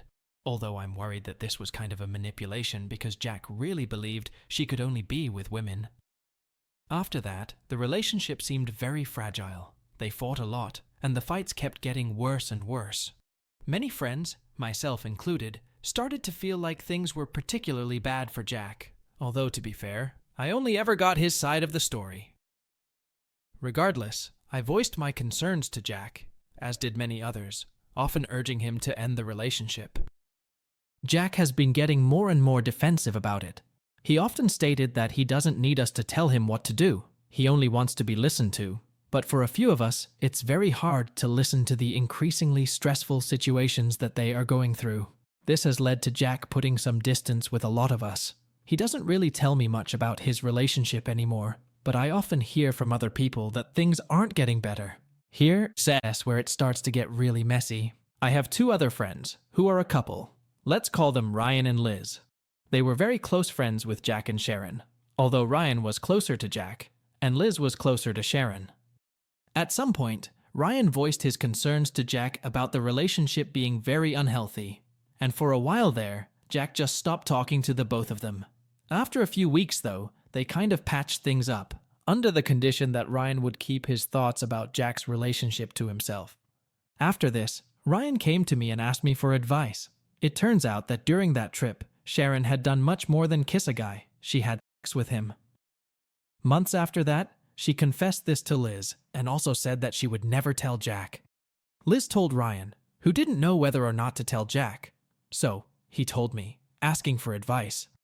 I urged Ryan to tell Jack, but Ryan was concerned about the following. It's not clear to anyone if this is actually cheating, because it might have been within their weird open relationship agreement. It's also not clear to us if they agreed to disclose to each other when they fooled around with others. Ryan believes that Jack either won't consider this to be cheating or will forgive Sharon, and it'll only add more tension to an already unhealthy relationship. Ryan is also worried that Jack just won't believe him and accuse him of lying to meddle with his relationship again. He is worried Jack will cut all ties with him for it. Long story short, Ryan and Liz have decided not to tell Jack. The thing is, I feel like I've been put in a weird situation because I think Jack absolutely needs to know. I feel very uncomfortable knowing something that he might consider a huge breach of trust. Furthermore, whether or not this is considered cheating, I believe that it's very dangerous to have with someone who isn't being fully transparent about their sexual activities. This might have an impact on what kind of precautions Jack takes, and I think his health, and the health of others, might be at risk. I have discussed this, and fought honestly, with Ryan and Liz, but they are unrelenting. They say that they understand my position, but they don't and does not think that telling Jack will bring anything good. They also point out that if I tell him, I will ruin their relationship with him. They are asking me to respect their decision, and have told me that they don't know if they can continue to be my friends if I can respect their decision. This is the only time I have ever been at odds with them like this, and I highly value my relationship with them, and I feel like it would be a shame to lose them. But I still think Jack deserves to know. So, would I be the asshole if I told my friend that he might have been cheated on, and possibly ruining a bunch of friendships in the process? A 29-year-old man named Jack has been in a long-term, tumultuous relationship with his girlfriend, Sharon. Early in their relationship, Sharon cheated on Jack, but they eventually reconciled and worked on rebuilding trust. Over the years, their relationship became increasingly fragile, especially after they briefly experimented with an open relationship. Sharon's behavior during this time, particularly kissing a man and keeping in contact with him, broke the trust they had established. However, things became more complicated when it was revealed that Sharon had sex with a man during that trip, which she later confessed to her friend Liz, but vowed never to tell Jack. Jack's friends, including the poster, who is close to Jack, have expressed concern about the unhealthy nature of Jack and Sharon's relationship. Jack, however, has distanced himself from those who've criticized his relationship, preferring to be listened to rather than given advice. Ryan, another friend, learned of Sharon's affair from Liz and is now unsure whether to tell Jack, seeking advice from the poster. OP is not an AH for wanting to tell his friend about his girlfriend's cheating. Cheating is the ultimate deal-breaker in a relationship, so if his friend's girlfriend has cheated on his friend, and OP knows about it, he must tell him about it for the welfare of his friend. There is nothing wrong with it. So, OP gets a 0 on the AH scale. OP's friend GF is an AH for cheating on her boyfriend, so I would rate her 3.5 out of 5 on the AH scale. Let's now move on to the next story from recent_way, 9799 by AITA, for yelling at my husband during my 5-year-old's medical emergency. I, 33F, went to school to be a nurse a long time ago and didn't follow that path. Last year, my son George, 5M, had sudden onset croup that was an atypical presentation. He would have his oxygen stats drop and have strained breathing with retractions when he would fall asleep. He would also only cough laying down and didn't have the right breath sounds that indicate he had croup. We went to the emergency room 2 nights in a row the first time he didn't fall asleep, so they just discharged him and said he was fine. After he didn't sleep all day because he was being woken up because he was struggling to breath. The next night, he went into severe respiratory distress. Mike wanted to wait in the shower with George and calm him down before we got into the car to go, and wouldn't listen to me when I told him we needed to go ASAP because it was that bad. He was gasping and squeaking and was trying to take breaths one right after another. You could hear his breaths becoming more and more constricted. His retractions were very prominent, and his oxygen was dropping to the 80s. We got into a fight as I left because he wasn't helping get us out and was making me seem crazy for being scared and trying to run us out the door to the emergency room. It's 5 minutes down the road. When we got there, my son got the STAR treatment at the emergency room. He later, when he could breathe, told me that he thought he was dying. It was bad enough we had everyone check in on him that had been on department check on him because of the state he came in. I know he is my kid, but I had never been more scared for him. That time, Mike said he was sorry later, and he had handled it poorly. So, to tonight, Mike just got home from working 12 HRs and we had dinner. He was watching my youngest Carl, 4M, as I put George to sleep for the night in the top bunk. I then brought Carl into his bed in the bottom bunk. Mike went to bed in our bed. He has a habit of taking NyQuil to help him sleep. He didn't tell me he was taking it tonight. It had been less than an hour since George had fallen asleep. He wasn't coughing at all until he went to sleep. I started hearing a quick change George's cough. It was changing so fast it sounded like anaphylaxis, to tell you the truth. He went from freely breathing to restrict in less than an hour. I check on him and see the retractions. I run down the hall while trying to calm Carl and George to get Mike's help. When I come into the room, I yell, "We are having an emergency." George is in respiratory distress again. He goes in the room with the kids and stands at the edge of the bed, trying to talk to George. After listening to him talk to George, and see that he is more focused on trying to calm him down than on helping me get him to the car, I realized, I don't know. Remember if I said he is actually having trouble breathing? So I say, again, he is in respiratory distress. He can't calm down, we need to go. I need your help getting him down and us out of the house. He gets snipping at me for rushing him and bring him into the master bedroom, and then again sit down on the bed next to him, trying to get him to calm down when I am running around, trying to get me and George dressed. I tell Mike multiple times we need to leave, and he needs to move the truck. He gets mad at me for rushing him. He said, we can wait until he calms down before we leave. At this time, he couldn't hardly say a word, and was gasping and retracting, and the squeaking started to sound like a dog toy. I yell again, it's a emergency, we need to go. He won't calm down until he can breathe. Mike cusses at me. and calls me crazy. Tells me that I am the problem and why George is breathing and acting the way he was. I was making him freak out. Mike gets out the door before me and to the car when Mike lifts George in and tells me I need to leave. Then said he will take George. I insist on taking him and get in the car and start it when Mike keeps yelling at me to leave. I couldn't because Mike didn't move his truck and didn't grab his keys. He gets pissed at me saying I can't till he moves the truck, and he blamed me for him not getting his keys. As I drive to the hospital, I was able to keep George squeaking out sounds for me. It was all he could get out, and then it got too quiet and he quit answering. It sounded like clicking in the back. My husband did end up calling ahead, and the emergency department was on standby. They got him in and fixed him up really fast, and everything ended well for him. Again, he said he thought he was dying and asked me why this keeps happening to him, and he's scared that it's going to happen again. We are going to insist on a specialist. I tried to talk to my husband about it when George was fine at the hospital because I was really upset with the way he acted and his lack of urgency during an emergency and him being mean to me while our child was in distress. He said, I was doing everything you asked of me. You screaming at me wasn't helping at all. It was making him hyperventilate and confusing me in turn, making it take longer. Yes, I am sorry. We were both scared, panicking, and no, I didn't handle it well. I just got woken up from a dead sleep while on NyQuil and was expected to be in a 100% sprint and not trying to soothe. Sorry I didn't handle it well. Neither did you. Like I said, I'm glad he's there. Please keep me posted. AITA?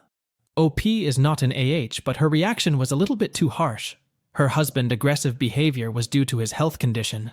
It was not on purpose, so I cannot blame him too. I would just advise both OP and her husband to proceed with patience. Now let's jump on to the last story from Sad Little Mochi. AITA for not wanting my guy friend to bring his fiancée to our first meetup in years. I'm a 23F and have a school friend 24M who I've known for more than 10 plus years. Let's call him Celebrity. This post is quite long as the situation requires an understanding of the context, so please bear with me. So, Celebrity and I only really knew each other personally at the start of high school, because our friend groups merged and we started hanging out in this mixed guy and girls group. At the end of high school, however, Celebrity and I became best friends. At the time, we were both in relationships with our other high school friends, and we became close friends because we often confided in each other about our relationships. We also share similar interests in sports, spend a lot of time together because of group hangouts, class projects, and even shared our family troubles with each other.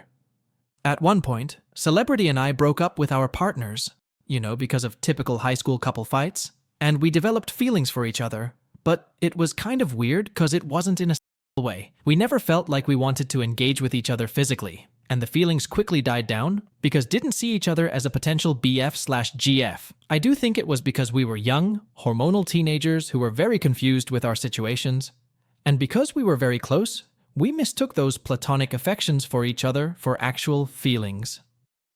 I never even hugged Celebrity, or held his hand, or felt like I wanted to. He confessed to me, I confessed back. We both thought it was funny, and moved on. Anyways, not long after, we got back together with our high school partners, and we remained as best friends even as we got into college. We all went to different countries for college, and because of LDR, we broke up with our partners, this time, for good. In college, we made new friends, and eventually got close to someone new. Celebrity met a beautiful girl, let's call her Tina, and I met a wonderful guy who is now my current boyfriend. By the way, that time, we had no concept of girl best friend, and the stigmas around it.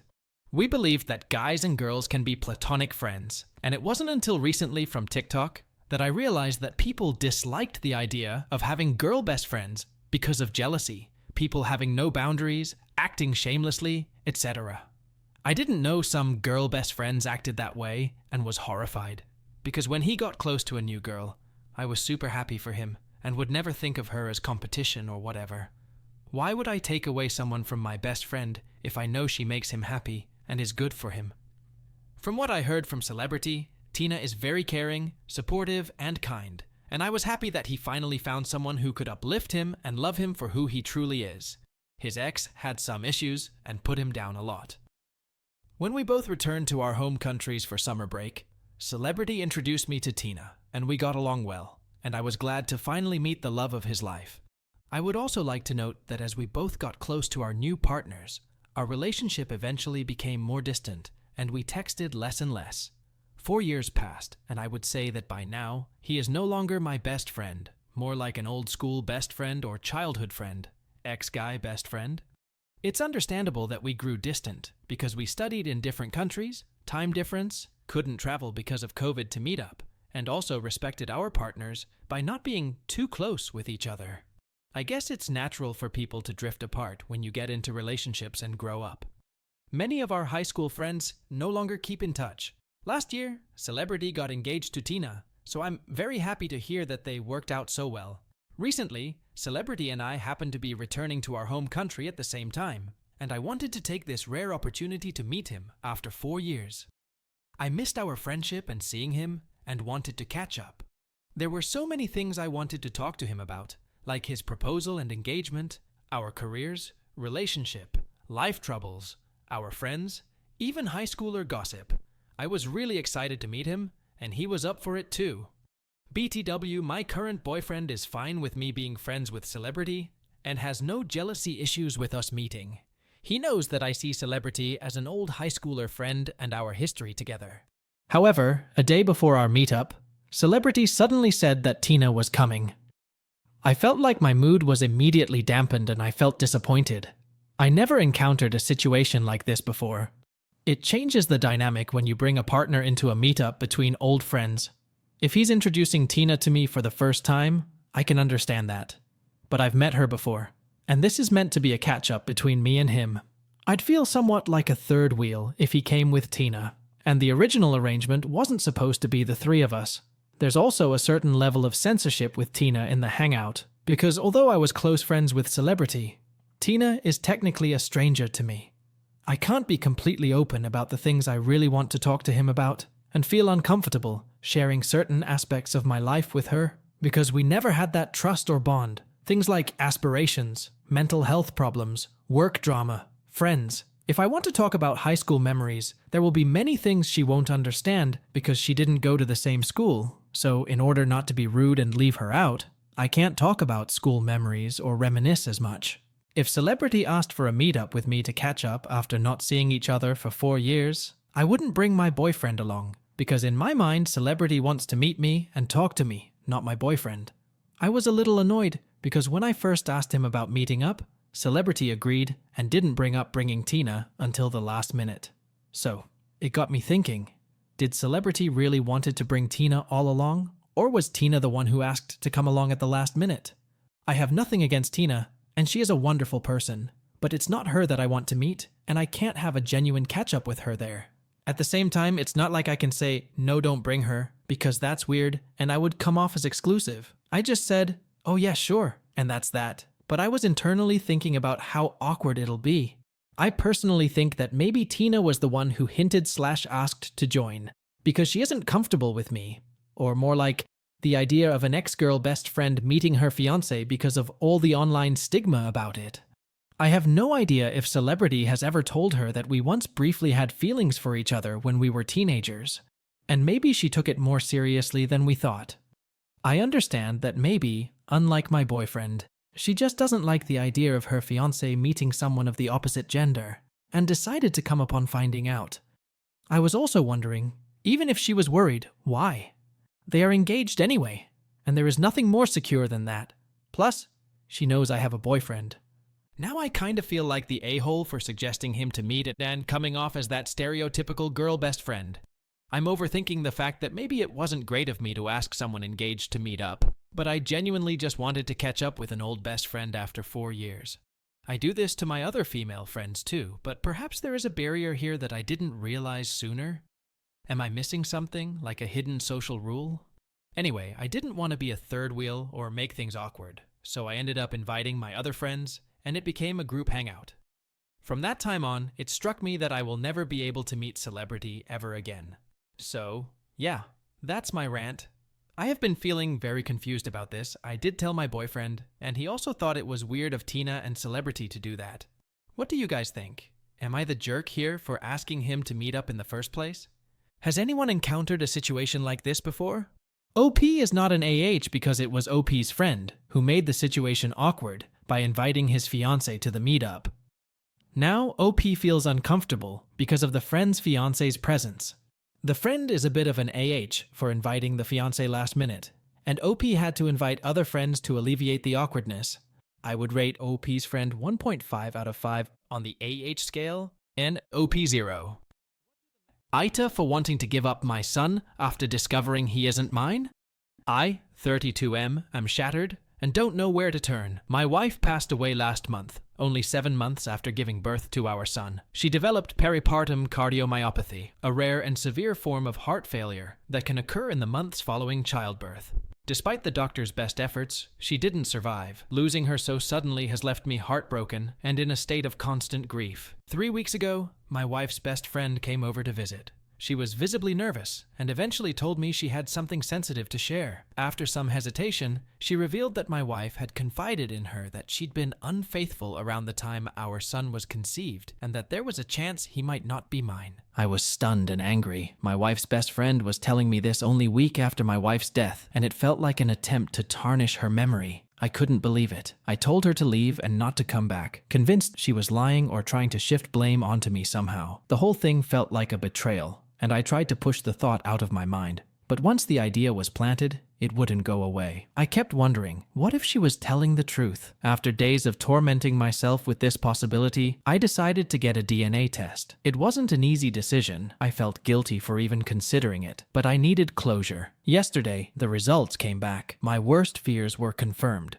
My son isn't biologically mine. Now, I'm in turmoil. I loved my wife, and I wanted to believe our son was a piece of her and me together. But knowing he's not biologically mine has left me feeling lost and betrayed. I keep looking at him, trying to feel the same bond, but the pain of my wife's infidelity is so fresh, and I don't know if I'll ever be able to move past it. I feel awful even considering it, but I don't know if I can raise him on my own. The betrayal I feel is overwhelming, and I don't know if I'm capable of giving him the love and care he deserves. It's breaking my heart and I feel like a failure, but I also feel like I'm not equipped to give him the life he deserves. AITA? Edit. I hadn't thought of contacting the friend, but I will now. The replies have really solidified what I have been feeling. The child is innocent, but I don't think I'd be able to love or care for him as well as I should. Informing the family will be my first step, then contacting the AP, if possible. Adoption is going to be my last resort. Many of you may believe I'm a monster, but put yourself in my situation. I hope you all understand. Edit 2. So, I called her friend. I apologized for my behavior, but also asked why she did not inform me as soon as she knew. She said her loyalties laid with her friend more than me. Okay, fine. I asked her about the AP. She said she doesn't know as it was a one-time thing. Apparently, it happened during her work time, whatever that meant, and during daytime as she'd been told. I mean, I'm not fully understanding, but it seems like she f***ed a guy when she was supposed to be working. Many of you are suggesting I go through her phone or other social contacts, but I don't know any passwords. I never doubted her. We weren't controlling of each other, and had and gave plenty of privacy. The next step is informing the family, both mine and hers. I'm adding another thing. I don't hate the baby, and I'm not so deranged I'd throw him out of the house. Whatever happens according to procedure. I'm not going to instantly abandon a kid just because he isn't mine. OP is not an AH for being shocked and grieving. It is natural because of his wife's infidelity. Despite all this, he is not outrightly abandoning the child. Instead, he is weighing all options. OP isn't the AH. He's grieving his wife's death and dealing with the shock of her infidelity, which has left him feeling betrayed and lost. Though he's considering all options, including adoption, he's doing so with the child's well-being in mind, acknowledging his emotional limitations rather than abandoning responsibility impulsively. His reaction is understandable, under immense stress. Nix, 4964. AITA. For letting my sister have her way and be right? My sister Lucy, 39. Me, Victoria, 30. And my brother Jay, 37. Our brother Jay had a stroke and now has severe brain damage. He can't walk, talk, or do anything on his own. His time in the hospital was extremely tumultuous and stressful. My family members don't work well in crisis. It's very disappointing because, instead of pulling together, they are more interested in controlling the situation or being right at all costs. My sister Lucy is the worst of them all, extremely volatile, and would sacrifice anything for the sake of being right. At all costs, whatever it takes. She doesn't care who she hurts or lasts over. She has tried to ruin my life reputation multiple times, even attempting to get me fired simply because she couldn't control me or make submit to her. And when that didn't work, she simply tried to control how others perceived me by spreading rumors. She has BPD, but refuses to get medicated or admit she's even been diagnosed. Most of the family avoids her at all costs. Since she's not mentally balanced, I handled essentially all of the decisions for our brother's medical care within the first 2 months. I found him the best stroke doctors, neurologists, surgeons, etc. So we could figure out what his chances of having a good quality of life were. Me and my family agreed that if it wasn't likely he would ever walk or talk again, that we would opt for hospice. This is a key point, since we can't ever agree on anything. Once I finally managed to get both the stroke doctor and neurologist to sit down with us and go over his scans, they essentially said his quality of life would be terrible. Not worth living for, basically. I specifically requested that they were frank and candid in their wording, because my family members tend to be highly delusional and twist things when they don't want to accept the truth. My father and I agreed to start looking at hospice facilities. My sister freaked out and fought us viciously. It's worth noting that people with BPD are highly manipulative. Naturally, my father was hesitant to let my brother go. Jay was always his favorite. So, it goes without saying that Lucy successfully manipulated him into believing that letting our brother live would be best for him, and that he could learn to walk and talk again one day, despite the doctors saying otherwise. I begged them to allow me to get second opinions from different doctors before making this decision. I begged them to see reason, to think of our brother, who above all values his autonomy more than anything, and would absolutely resent being a prisoner in his own body for the rest of his life. I begged them to think of who will care for him. How would we afford it? They didn't want to hear it, and they didn't want to think ahead. All they saw was me, the obstacle. And since I was opposing them, they turned on me and cut me out of the decision-making, even telling doctors and nurses to no longer speak to me or give me updates. I was also fired during this time, unbeknownst to me. My boss told me to take all the time I needed, and when I tried to come back after 2 weeks off, I was never put back on the schedule. I also needed to pack up my house and move, so since I had 2 weeks to find a new place and pack up my house, I decided to step back and focus on that. My sister proceeded to make the hospital staff's lives a living nightmare, telling everyone how to do their jobs, reporting them to their supervisors for every little thing, etc.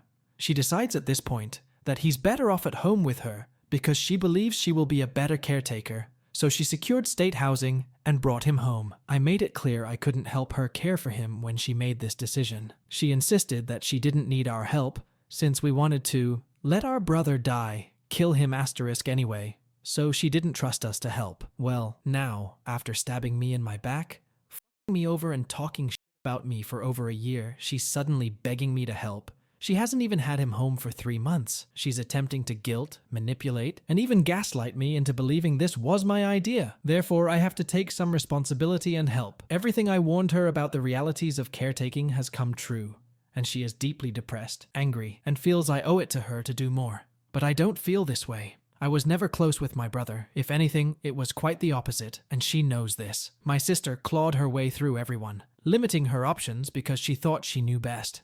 So now I'm letting her lay in the bed she made for herself. Honestly, I don't even feel a little bad. She's an insufferable I'm sure you're wondering why I wouldn't want to help more. You see, Jay molested me when I was a child. So, stepping up to fight for his life in the hospital day in and day out, while also arguing with my family, coordinating with doctors, nurses, surgeons, etc., was extremely hard and exhausting for me given our history. But I did it anyway, because he didn't have a voice. My sisters know this but doesn't give a shit and thinks I'm being dramatic about it. She had told me to get over it multiple times, and maybe I could if I had ever gotten justice. TLDR, my psycho sister manipulated my father out of putting our brother in hospice after he suffered a stroke, leading to permanent brain damage that put him in a coma for nearly 6 months. Even though hospice was the decision we agreed on as a family, once doctors informed us he would likely never walk, talk, or eat on his own again. He was in a coma for nearly 6 months before waking up. She turned my father against me, and they made this decision for my brother against his wishes. She constantly accosted the hospital staff and questioned their ability to care for him, ultimately deciding to bring him home to care for. I warned her about the realities of caretaking, but she refused to listen. Reality set in after he was home for a month, and she's been trying to manipulate and gaslight me into helping by claiming that the choice to keep him alive was my decision, even though they cut me out of the decision-making for his healthcare over a year ago. They shunned me viciously and were spreading rumors among our family. I'm used to the mistreatment I receive from my family.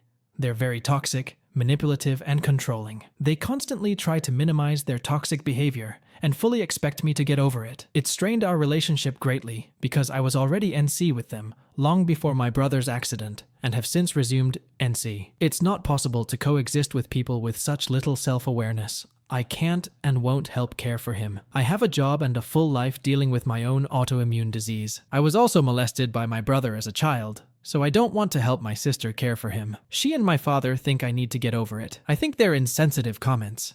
OP is not an AH. Rather, her sister Lucy is an AH for displaying volatile behavior. OP took on the responsibility of caring for her brother and advocated for following medical advice. However, it was her sister's toxic behavior that prompted OP to step back. Therefore, you cannot label OP as an AH for prioritizing her own well-being. All of her actions are completely justified here. So, she is not an AH, and I would rate her 0 out of 5 on the AH scale. On the other hand, OP's sister is an AH, and I would rate her 2.5 out of 5 on the AH scale.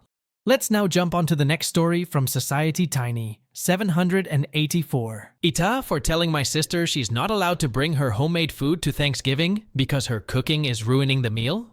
Every year, our family does a big Thanksgiving dinner, and we all typically bring a dish or two. My sister, who's a lovely person in every other way, insists on cooking something homemade every time. The issue? She's not a great cook. And I don't mean just not great. I mean, she has somehow managed to turn classic dishes into borderline inedible creations.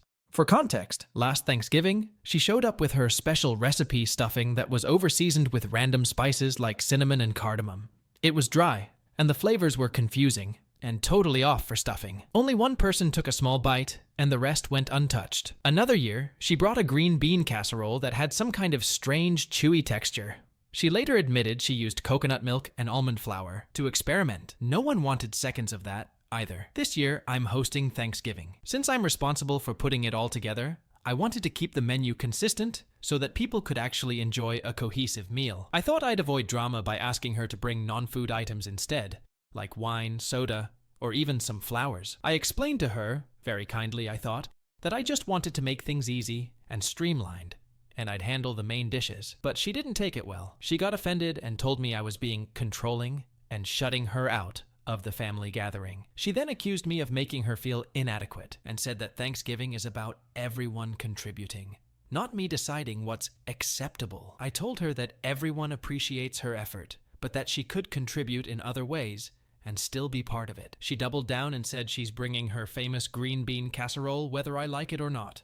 Now, my mom and a couple of other family members have chimed in, saying I should just let her bring whatever she wants because it's Thanksgiving, and it's the thought that counts. They're acting like I'm committing some huge offense by wanting the food to be enjoyable for everyone and not have random experimental dishes that no one will eat. But I feel like I'm just trying to keep the meal enjoyable and, frankly, edible. I don't think it's wrong to want guests to actually enjoy the food, especially since I'm putting in a lot of effort to host. Am I really being unreasonable here? AITA? Update. Alright, well, things have escalated fast. Thanks to everyone who offered advice. I tried to compromise, but it's already turning into a whole thing. And Thanksgiving is still a few weeks away. After our last conversation, my sister was being pretty cagey about what she planned to make. So I reached out to my mom, hoping she could help smooth things over. Instead, she got defensive, saying I'm overthinking and that it's just one dish.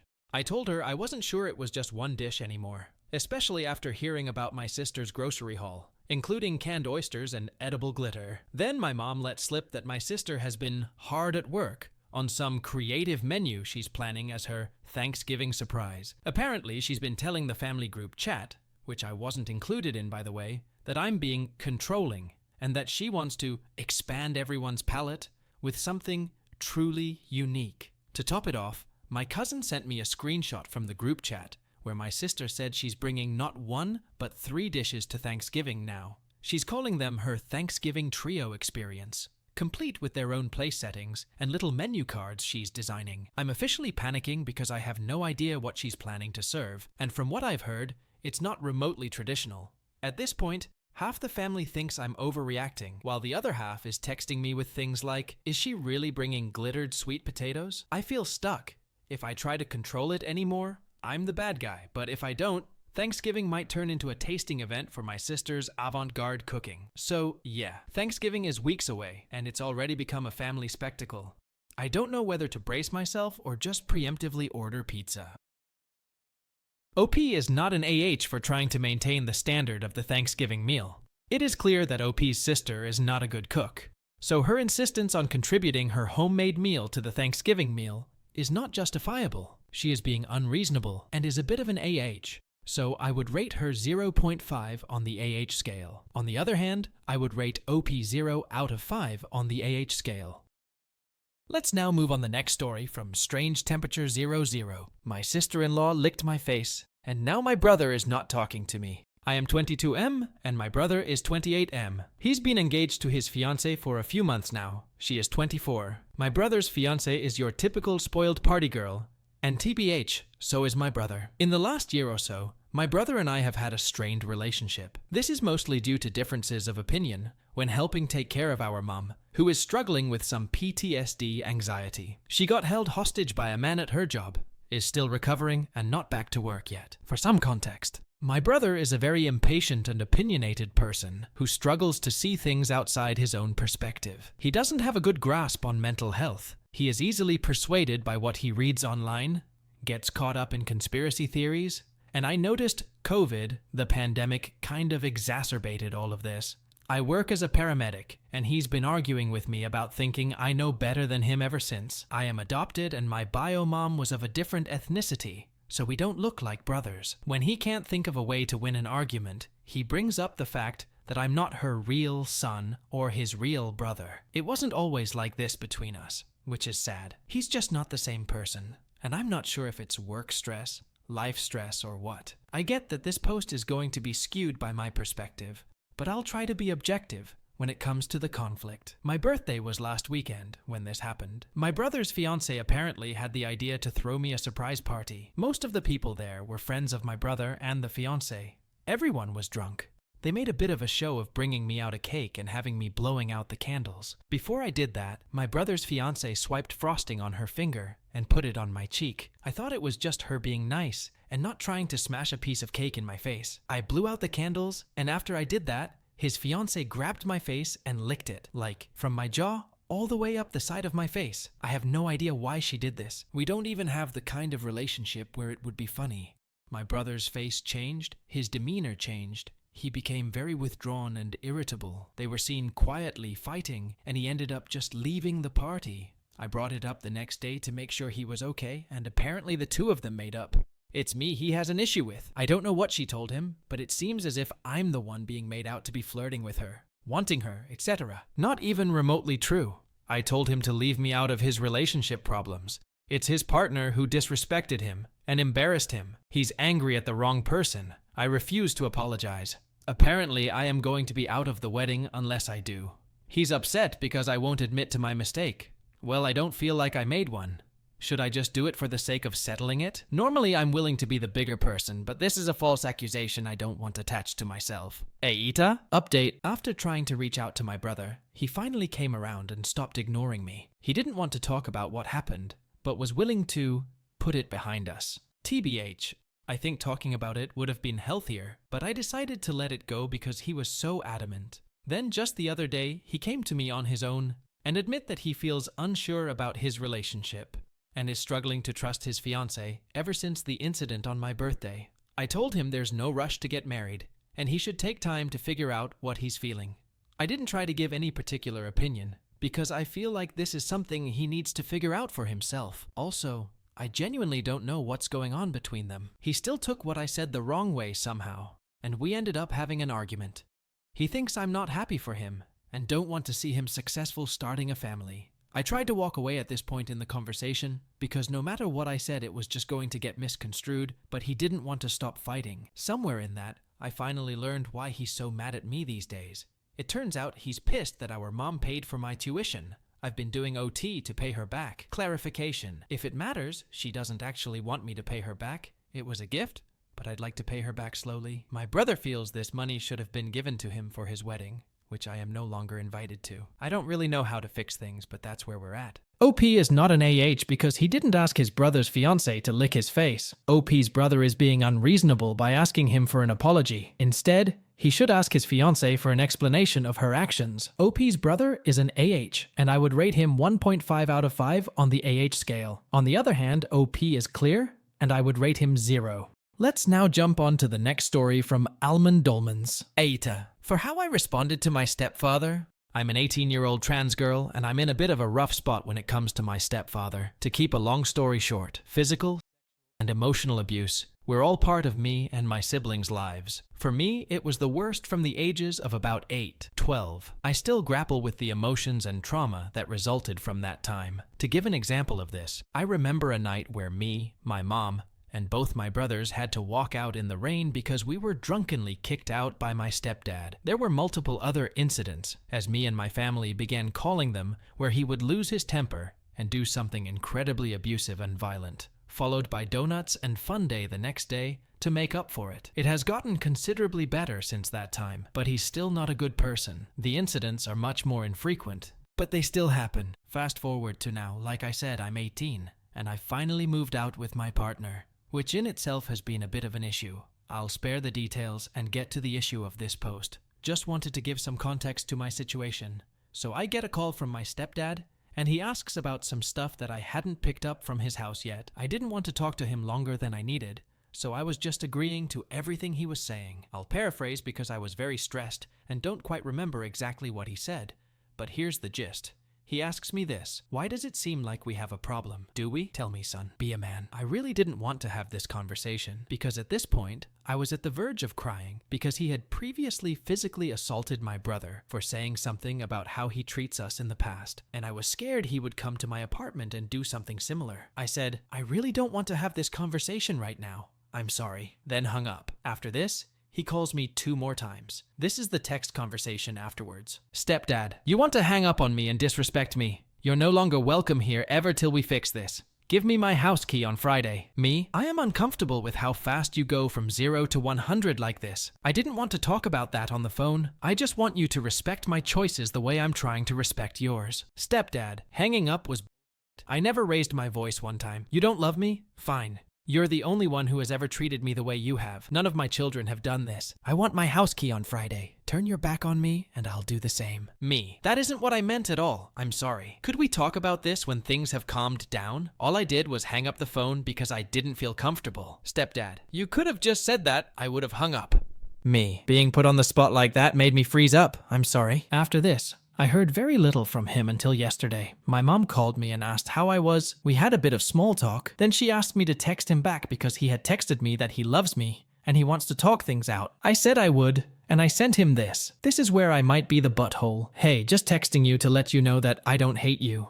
I just need space at the moment. You can't ban me from the house and then turn around and wonder why I haven't texted. I love you doesn't mean you're sorry. That's not how this works. I just need space. Tell everyone at home I love them. I heard nothing back for the rest of the day. I then got this from my mom this morning. I love you, sweetheart. We need to talk about your text to dad. All he said was he loved you, and you jumped it, saying it wasn't good enough because it wasn't a sorry. I know dad can shoot first and ask questions later, which is not cool, and it sucks being on the receiving end of it. However, he loves the out of you and would do anything for you. It hurt me to read that text you sent him. If you wanted to hurt him, you succeeded.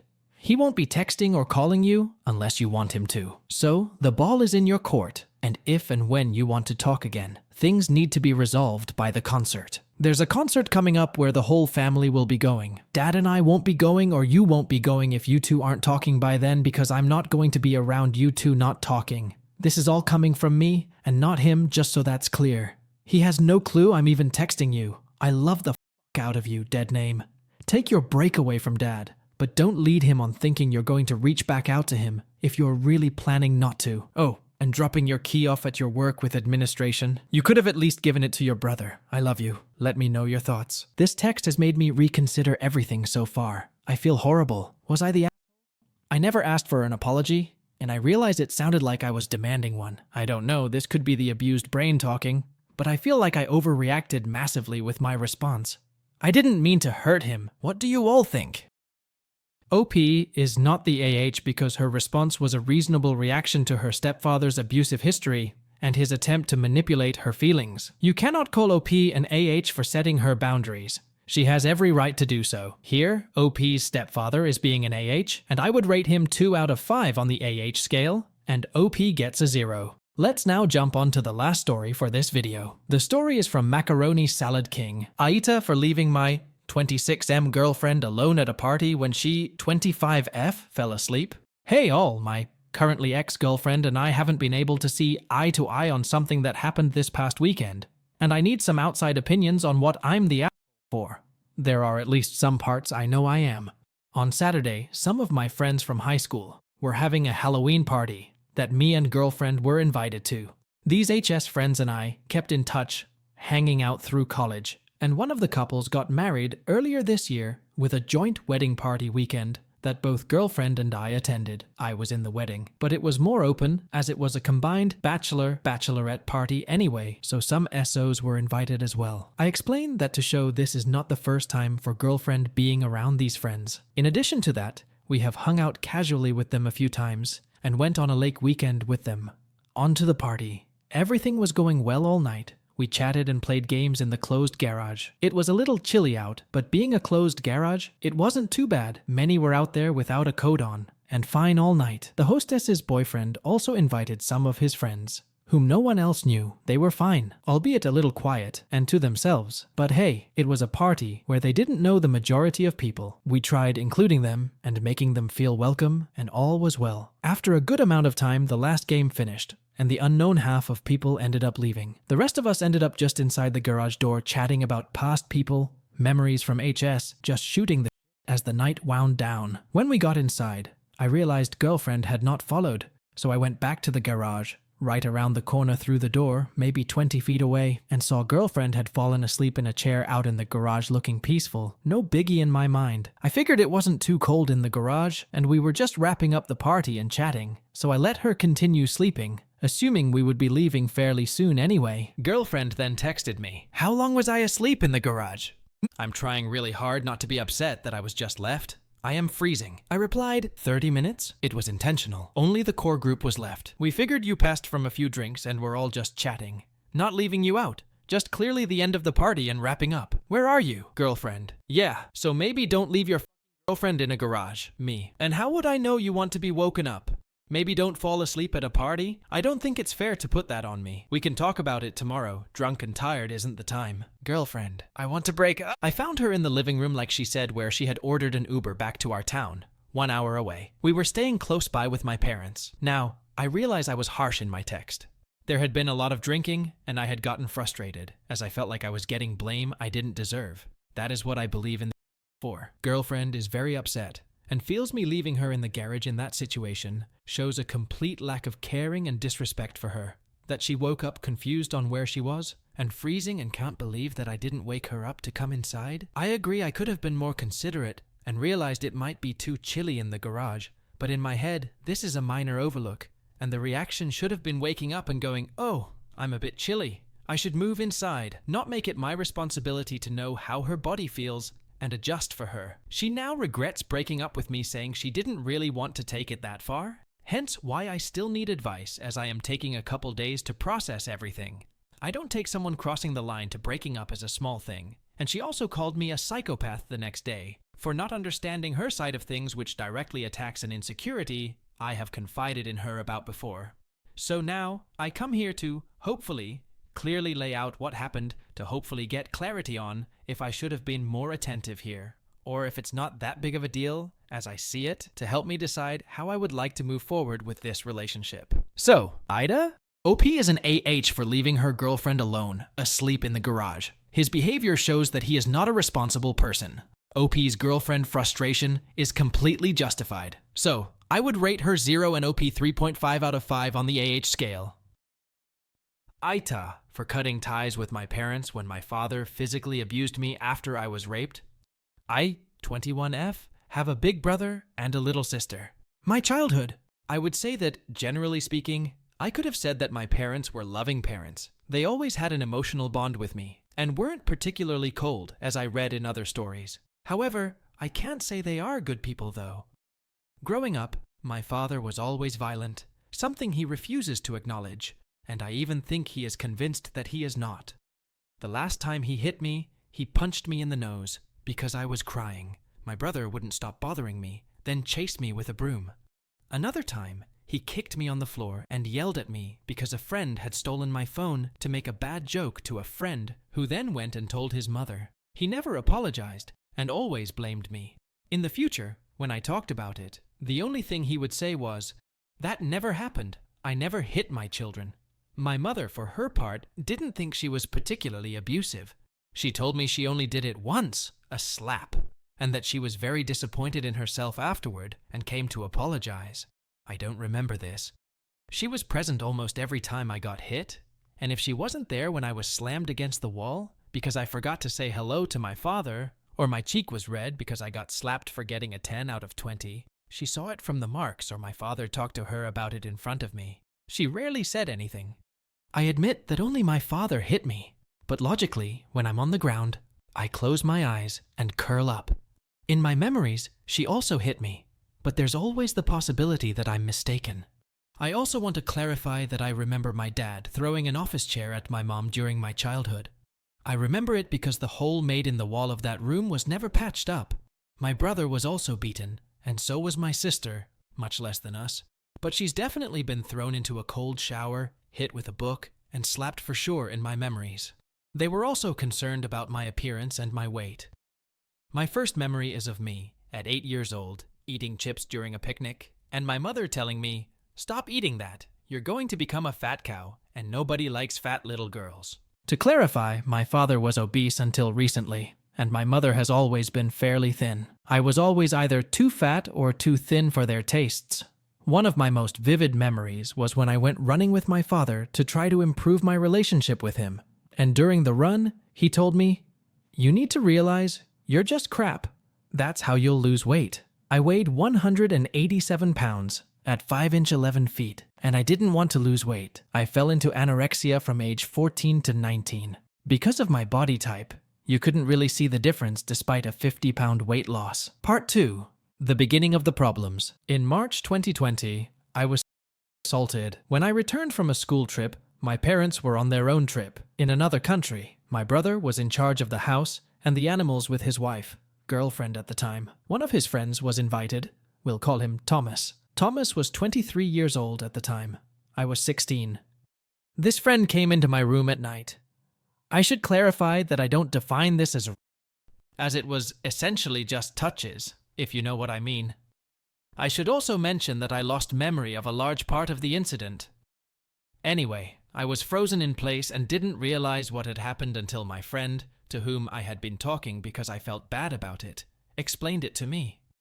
To this day, I still have trouble letting my husband touch my stomach.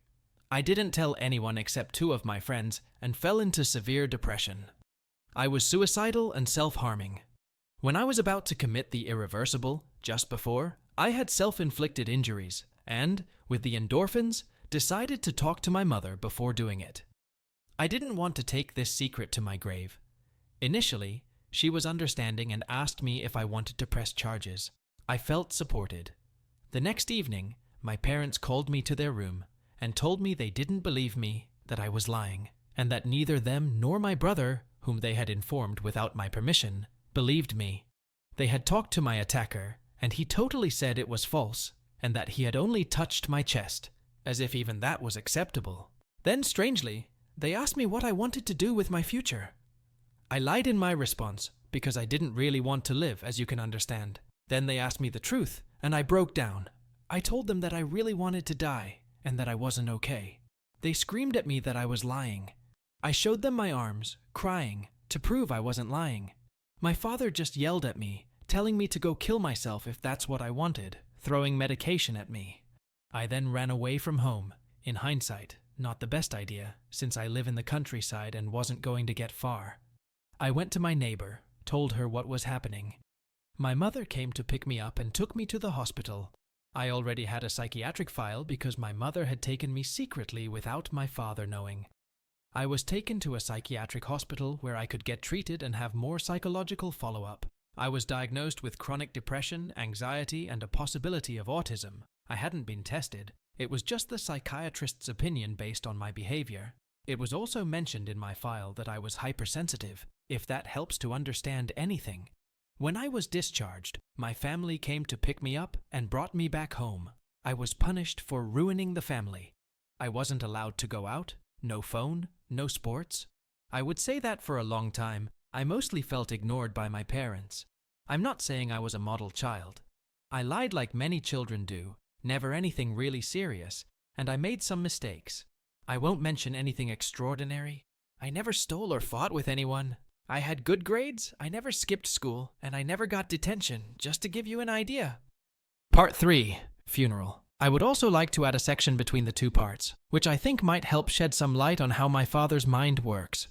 During this period, one of my friends passed away when he decided to end his life. I was working at the time and had arranged with my boss, a friend of my father's, to have the day off for the funeral. When I returned, I was understandably sad. This must not have pleased my father, as we had his cousin and his cousin's wife at the house, perhaps? I tried to distance myself from the situation because I didn't want to ruin the evening. Apparently that wasn't enough, as my father yelled at me when I started crying and strictly forbade me from going to the funeral. The next day, he even tried to call my boss to force him to make me work, which my boss refused to do. In the end, I managed to go to the funeral because I had a ride. An hour after the funeral, my brother called to tell us he had proposed to his girlfriend, and I got a comment about how I wasn't emotional enough about the news. I congratulated them, saying I was happy for them, but I sadly had no more tears left to cry with joy. Part 4. Higher education. After the lockdown and graduating, I went on to pursue my studies. I no longer lived at home, so there's nothing remarkable to mention. At the end of my first year, I quit because it wasn't what I wanted to do later in life. After several arguments with my parents, they realized it wasn't going to change anything, as I was already an adult, 18 years old. I should mention that towards the end of my studies, I converted to a religion different from the one I was born into. My parents are non-practicing Christians. Shortly after thinking about converting, I met my husband, who was part of that religion and helped me learn more. My decision was made. I didn't tell my parents because they are racist and have a huge problem with this religion. They still met my husband, and let's just say it wasn't very pleasant. I should clarify that they definitely don't like my husband. My mother has tried several times to bribe me into coming back home. Their questions were extremely inappropriate during the meeting, and some of them were, in my opinion, racist and showed a huge lack of respect for our religion. I know that my parents and the rest of my family disapprove of my choice 100% in this regard, but well, I am not them. I should also clarify that we are only married in the eyes of our religion. We've been together for 3 years, and for now, we are not married legally due to lack of money, but hopefully soon. I had to spend a month with my parents before moving alone to a new city, where my husband lived. And they forced me to take a test to check if I was bipolar. The result? I am not. And the psychologist even told me to leave my parents' house quickly for my mental health. Part 5. My brother's wedding. 2 years later, my brother gets married. When the messenger group was created, I saw that one person in the group was blocked by me. Yes, you read that right. My brother had invited my attacker. After thinking it over, I told him that either my boyfriend would come with me and I wouldn't touch his guest list, or either my attacker or I had to be uninvited. He just told me that my boyfriend wouldn't be invited, and I didn't get any further information until the wedding day. At the wedding, I saw that my attacker wasn't there, so either he didn't come or he was uninvited. That's no longer my problem. I also learned at the same time as the distant family, all his friends and my family knew, except me, that his girlfriend was pregnant. I was hurt that I wasn't informed at the same time as the rest of the family, but I didn't make a big drama out of it. That would be the last affectionate interaction I had with my brother, the wedding itself. I'll go back a bit to talk about my brother. I've never had a close relationship with my brother. A few weeks after my assault, he came to tell me that I was no longer his sister and not to ever count on him again. After that, we only spoke out of politeness until the wedding. I won't even begin to talk about his wife because she deserves a whole story of her own. Anyway, I haven't always been kind to him, and vice versa, but nothing major, just typical sibling stuff. After that, nothing particularly remarkable. Last part, the elections. My husband is a foreigner, and I don't follow the most prominent religion in my country, and I don't care about other people's business. Basically, I'm LGBTQ plus friendly. We're all humans. I don't care who you love or what you do at home. It's easy to understand that I don't vote the same way as my family, who are generally racist, homophobic, and have a big issue with any religion other than Catholicism. I wasn't in the city where I was supposed to vote, and I had no one in my village that I know of who votes the same way I do. So I told my mother that I wasn't going to vote to avoid talking about it. They get angry quickly if you hadn't noticed, and refuse other opinions than their own. 2 days before the election, I discovered that my party's website allowed me to find someone nearby who votes the same way I do. The day before the vote, I found someone and thought I was too late. Anyway, the timing passed, and my mother discovered that I had sent a stranger go vote for me. She got angry and told me she was disappointed in me and that she would have voted how I asked. I explained to her that it was last minute, I didn't expect it, and didn't have time to tell her, and that I didn't want to talk about politics with them because I don't like it. She got mad and made it clear that she didn't want to talk to me anymore because I lied to her and that she was hurt.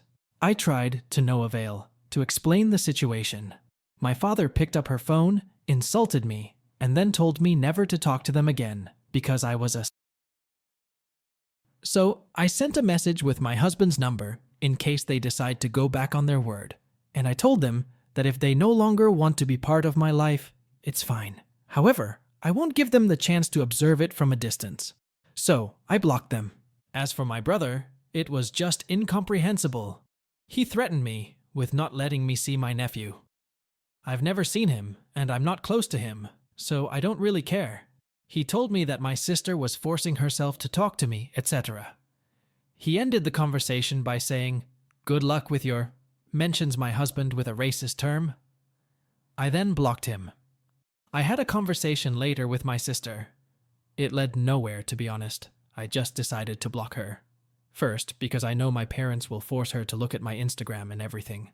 Second, because I told her about my conversion in trust, and she went and told the rest of the family. My sister and I were always very, very close before. I would have given my life for her. I loved her with all my heart, and I'd say that even though I knew one day I'd have to block my parents, I thought it would happen even sooner than this TBH. But losing my sister was a pain I never thought I would feel. Cutting contact with my mother was also very difficult. It had been a few years now that I hadn't spoken much to my father, but I would call my mother at least once every 2 weeks, and it hurt me deeply. And I know she's sad and heartbroken to have lost her daughter, and I have a hard time forgiving myself for that. I'd appreciate your opinion, as I still struggle to understand the situation and their way of thinking. Maybe from my perspective, it doesn't make sense, but perhaps it does from their side. OP is not an AH for blocking her abusive and dysfunctional family, especially when she was a victim of... Although she felt sad for losing her sister and brother, it was a good decision for her well-being and future. Here, OP's parents are AHs for being indifferent towards the mental health of their daughter, so they deserve 4.5 out of 5 on the AH scale. As for OP, she gets a 0, enabling his actions and they. Let's now move on to the next story from professional_cup 8790. AITA for being friends with my, soon-to-be ex-husband's girlfriend. I, 29F, am married to my husband Henry, 33M, for 5 years now.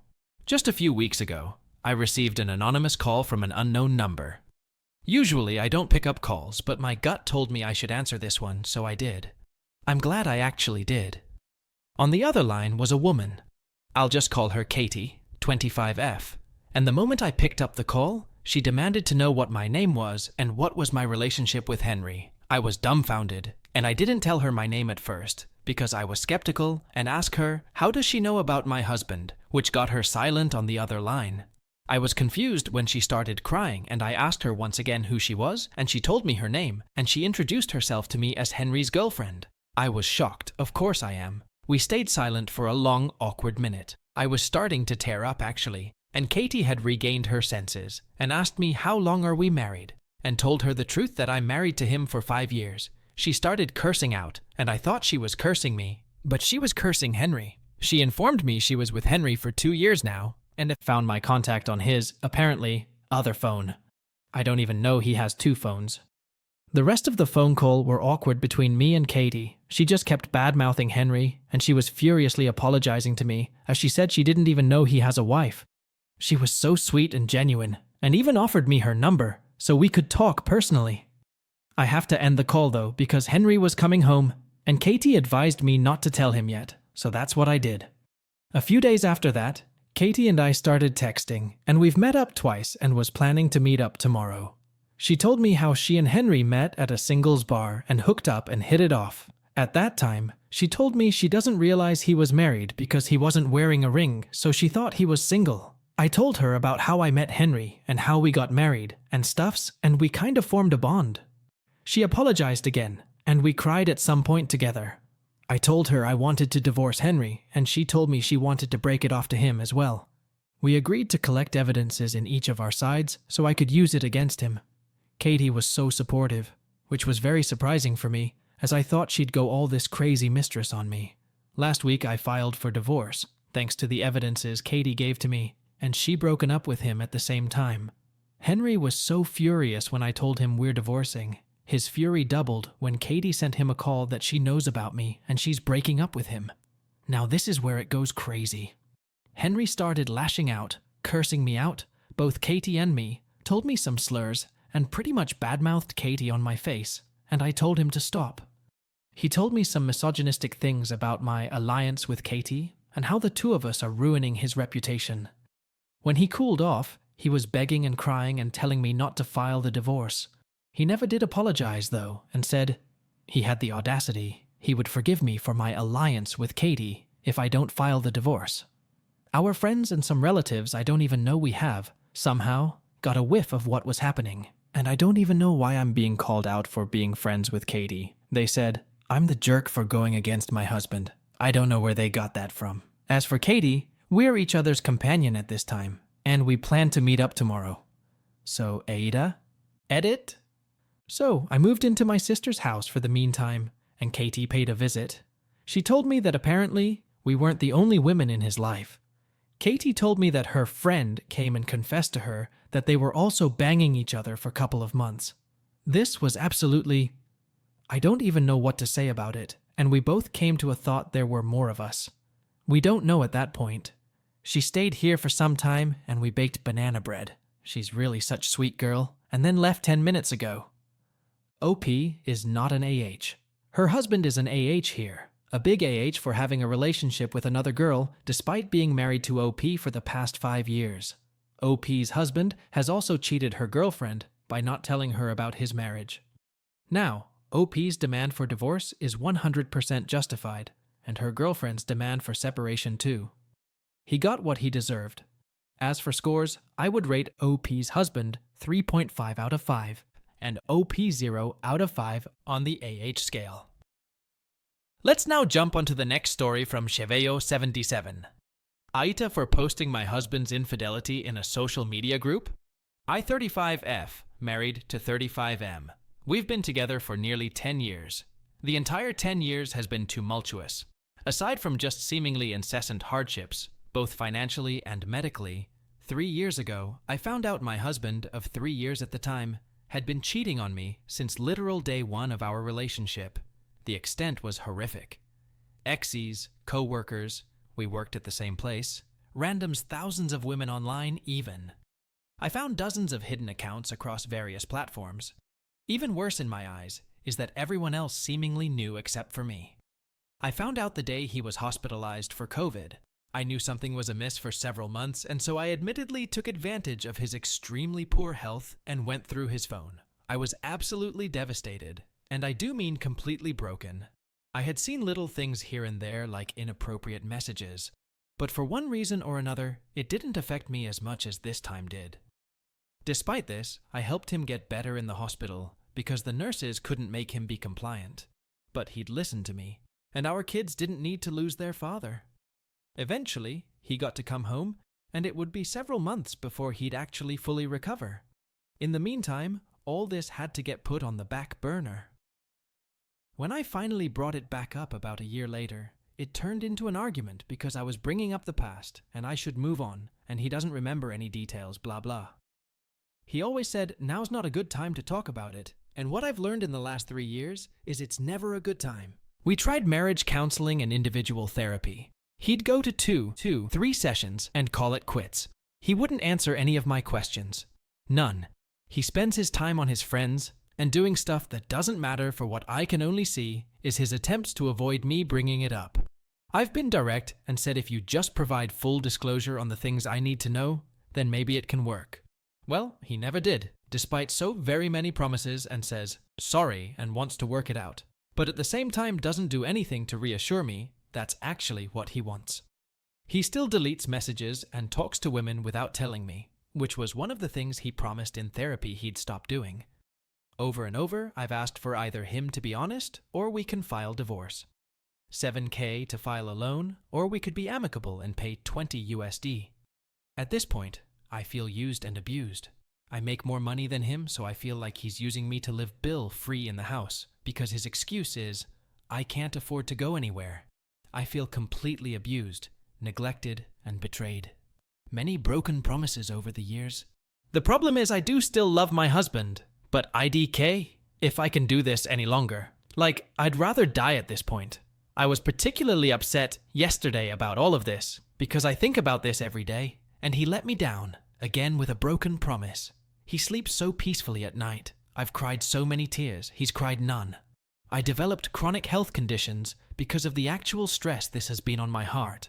Yesterday, I saw a post in a public forum on social media, and it said something about a cheating husband.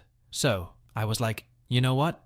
I think other women deserve to know. So, I shared the minimal. He cheated on me constantly for X years through some big life experiences. I also included that I don't think he is now, but it doesn't really change how those years affected me. What I didn't know is that he had co-workers in that forum. The 2 I saw said they wouldn't say anything. He works in a department where this may affect him negatively, I think. I honestly didn't think about that because I didn't disclose his full name, but I did post a picture, albeit a bit blurry. You can still tell it's him. I even checked to see if any of his family was in the chat to avoid more family drama. I thought it would be safe. As hurt as I've been, I don't want to compromise his job. He loves his job and is good at it. I only wanted other women to know so they could avoid this heartache, and I wanted to know if there was anything still going on, which I learned he reached out to a female suggestively, and has with several in the last 3 years. His sister, who I have blocked on everything because we are both NC with her, or I thought we both were, somehow saw my post and told him about it. Obviously, he was upset and told me he's looking for other jobs now, and that I don't understand what you've done. He didn't lose his job today. Given all the lies and manipulation over the years, I fear this is just another tactic to be the victim. But out of precaution, I deleted my post, without him asking me to. This was a severe lapse in judgment for me, and this is why I deleted it. I do feel bad. But I also think this secures the divorce I've been waiting for him to agree to, and hopefully he will remove himself from the house. He also tried to turn the table today to make our whole relationship all my fault, when all I've asked for is full disclosure and clarity so I could move on with my life. He also told me he put in a few applications elsewhere today because of me. I've never one time given any reason to think I've been unfaithful, and I have been completely loyal to him since day one. In closing, I do feel bad, especially if it comes down to him needing a new place to work. I feel like the AH right now. AITA? ETA? I know he doesn't need to agree to a divorce, but he's also told me he will make this as long and drawn out as possible, and I can't afford $7 to $10K for a lawyer right now, which is why this hasn't been done yet. OP is not an AH for exposing her unfaithful husband to everyone who cheated on her repeatedly and ignored their relationship, and above all, emotionally abused his wife.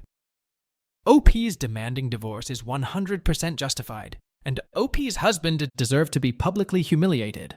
So I would rate him 3.5 out of 5 on the AH scale, and OP did nothing wrong.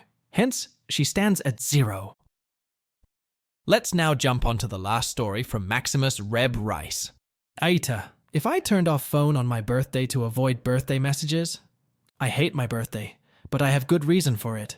Whenever my birth month comes around, I get physically ill, have bad thoughts, depressed, and just not feeling like myself. This has been the case since I was 7. Well, my 24th is coming up and I'm already feeling horrible. Nausea, headaches, the works. I haven't been to therapy, but I've done research as to why I feel this way and why I'm affected so negatively. Nothing concrete. Everything from stupid astrological theories to a possible brain tumor. I honestly just wish everyone, including me, would forget it. But knowing my friends and family, as much as I love them, they won't leave me alone about it. I just wish I could disappear for the month. But then people would be worried, so I thought, how about I just turn my phone off the day of? Would it help me? Maybe, maybe not. But at least I won't have to get birthday messages. Before anyone asks, no, I don't hate anyone else's birthday, just mine. I don't feel sick with everyone else's birthday. In fact, I have a blast celebrating their birthdays. While I appreciate presents, it doesn't make me feel any better. To wrap it all up, I want to try to just disappear as much as possible on my birthday, but don't want to be an asshole about it. Update. Hello again. To give quick context to those that are only just happening upon this post, I hate my birthday because I get physically sick and depressed every time it comes around since I was 7. Some of you told me that I should do some digging into my past and see if there was anything traumatic that happened that could have caused this. It seems that you were right. While I didn't repress these memories, I never pieced them together as being the cause of my birthday sickness. When I was 6 on the month of November, my birth month, I was on the bus on my way home from school, and I was chatting with a 5th grader sitting on the other seat across from me. I can't recall what we were talking about, but I do remember this weird look in his eye that creeped me out. Then he lunged at me and proceeded to try and strangle me to death. I was kicking, punching, and trying to get out of his grasp, but wasn't able to, because he was much stronger than me. It felt like hours, but in reality was maybe 8 to 10 minutes. And the bus driver who noticed the commotion slammed the brakes on the bus, and she ran to the back where we were and had to physically pull him off of me. I ran off the bus and all the way home, terrified, crying, and so confused. Thankfully, I was in my neighborhood and made it home okay. The next, my parents take me to school to talk to the principal about the incident.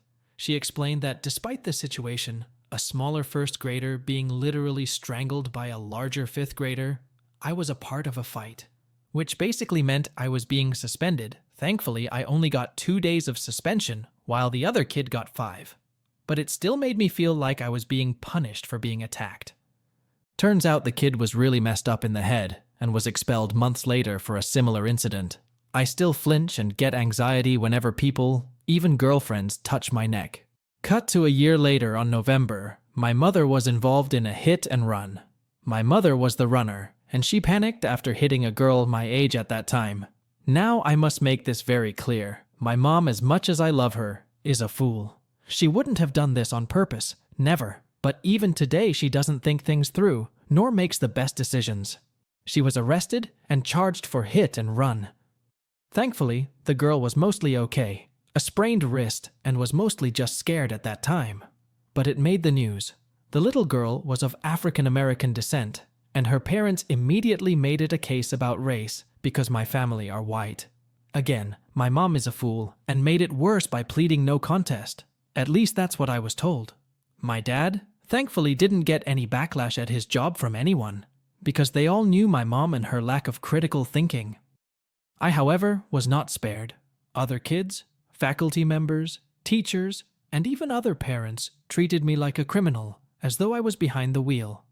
I was ignored by teachers and staff when I tried to report bullying, regardless if I was the one being bullied or not.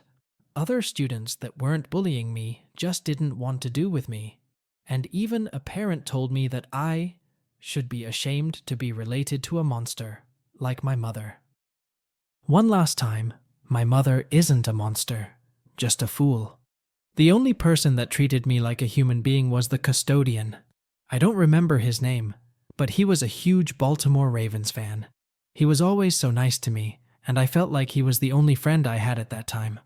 I hope he's doing well, but after that, parent told me that I should be ashamed to be related to my mother. Not was I ashamed. I had suicidal thoughts on my birthday. Nobody came to my birthday party. I was alone, saved for my dad, mom, and my half-sister. She tried to make it fun for me, but she stopped after she realized that I just wanted to go home. A month afterwards, I was diagnosed with severe depression at the age of 7. I did end up going to therapy, and it did help for a time, but because of the recession at that time, we couldn't afford it. While I don't feel better when it comes to my birthday sickness, I'm glad that I at least pieced these two events together. I don't hold malice to anyone about anything that had happened to me, not even the kid that tried to kill me, or the mum that told me that I should be ashamed. There's no point in it. I hope that kid got some help, and I hope that girl and her family are doing okay. All in all, I wish I could just forget my birthday altogether, and just enjoy a November without feeling sick or depressed. Can't have everything. OP is not an AH for setting his boundaries. If he wants to switch off his phone on his birthday, it does not seem like anything bad. He has every right to do what he wants. OP's parents should try to understand this situation. As for the AH scale rating, I would give OP's parents 2.5 out of 5 and OP 0 out of 5 on the AH scale. Would I be an AH if I canceled Thanksgiving to keep my daughter-in-law away from her parents? Hello, I'm very emotional writing this and could use some advice. I am a mom of 3 adult sons, 30M, 27M, and 25M. My oldest son's name is Spencer, and he's been with his wife Sam since high school. They have a beautiful daughter together who is almost a year old. To be honest, Sam has become like a daughter to me over the years. She and Spencer live around 8 hours away by car, so I don't see them too often. But Sam and I typically talk on the phone once a week. She's never said anything bad about her parents to me in the past, but I can tell she seems tense around them. I also know she didn't like visiting home until she started spending holidays with us. I actually visited them for the weekend and had fun seeing my son, daughter-in-law, and granddaughter. The night before I left, Sam and I stayed up late talking. I made a comment about how being a parent can be hard, and it's scary knowing you can't protect your kids from everything. I said that I always tried to educate my boys, give them the tools to stick up for themselves, and listen when something was bothering them.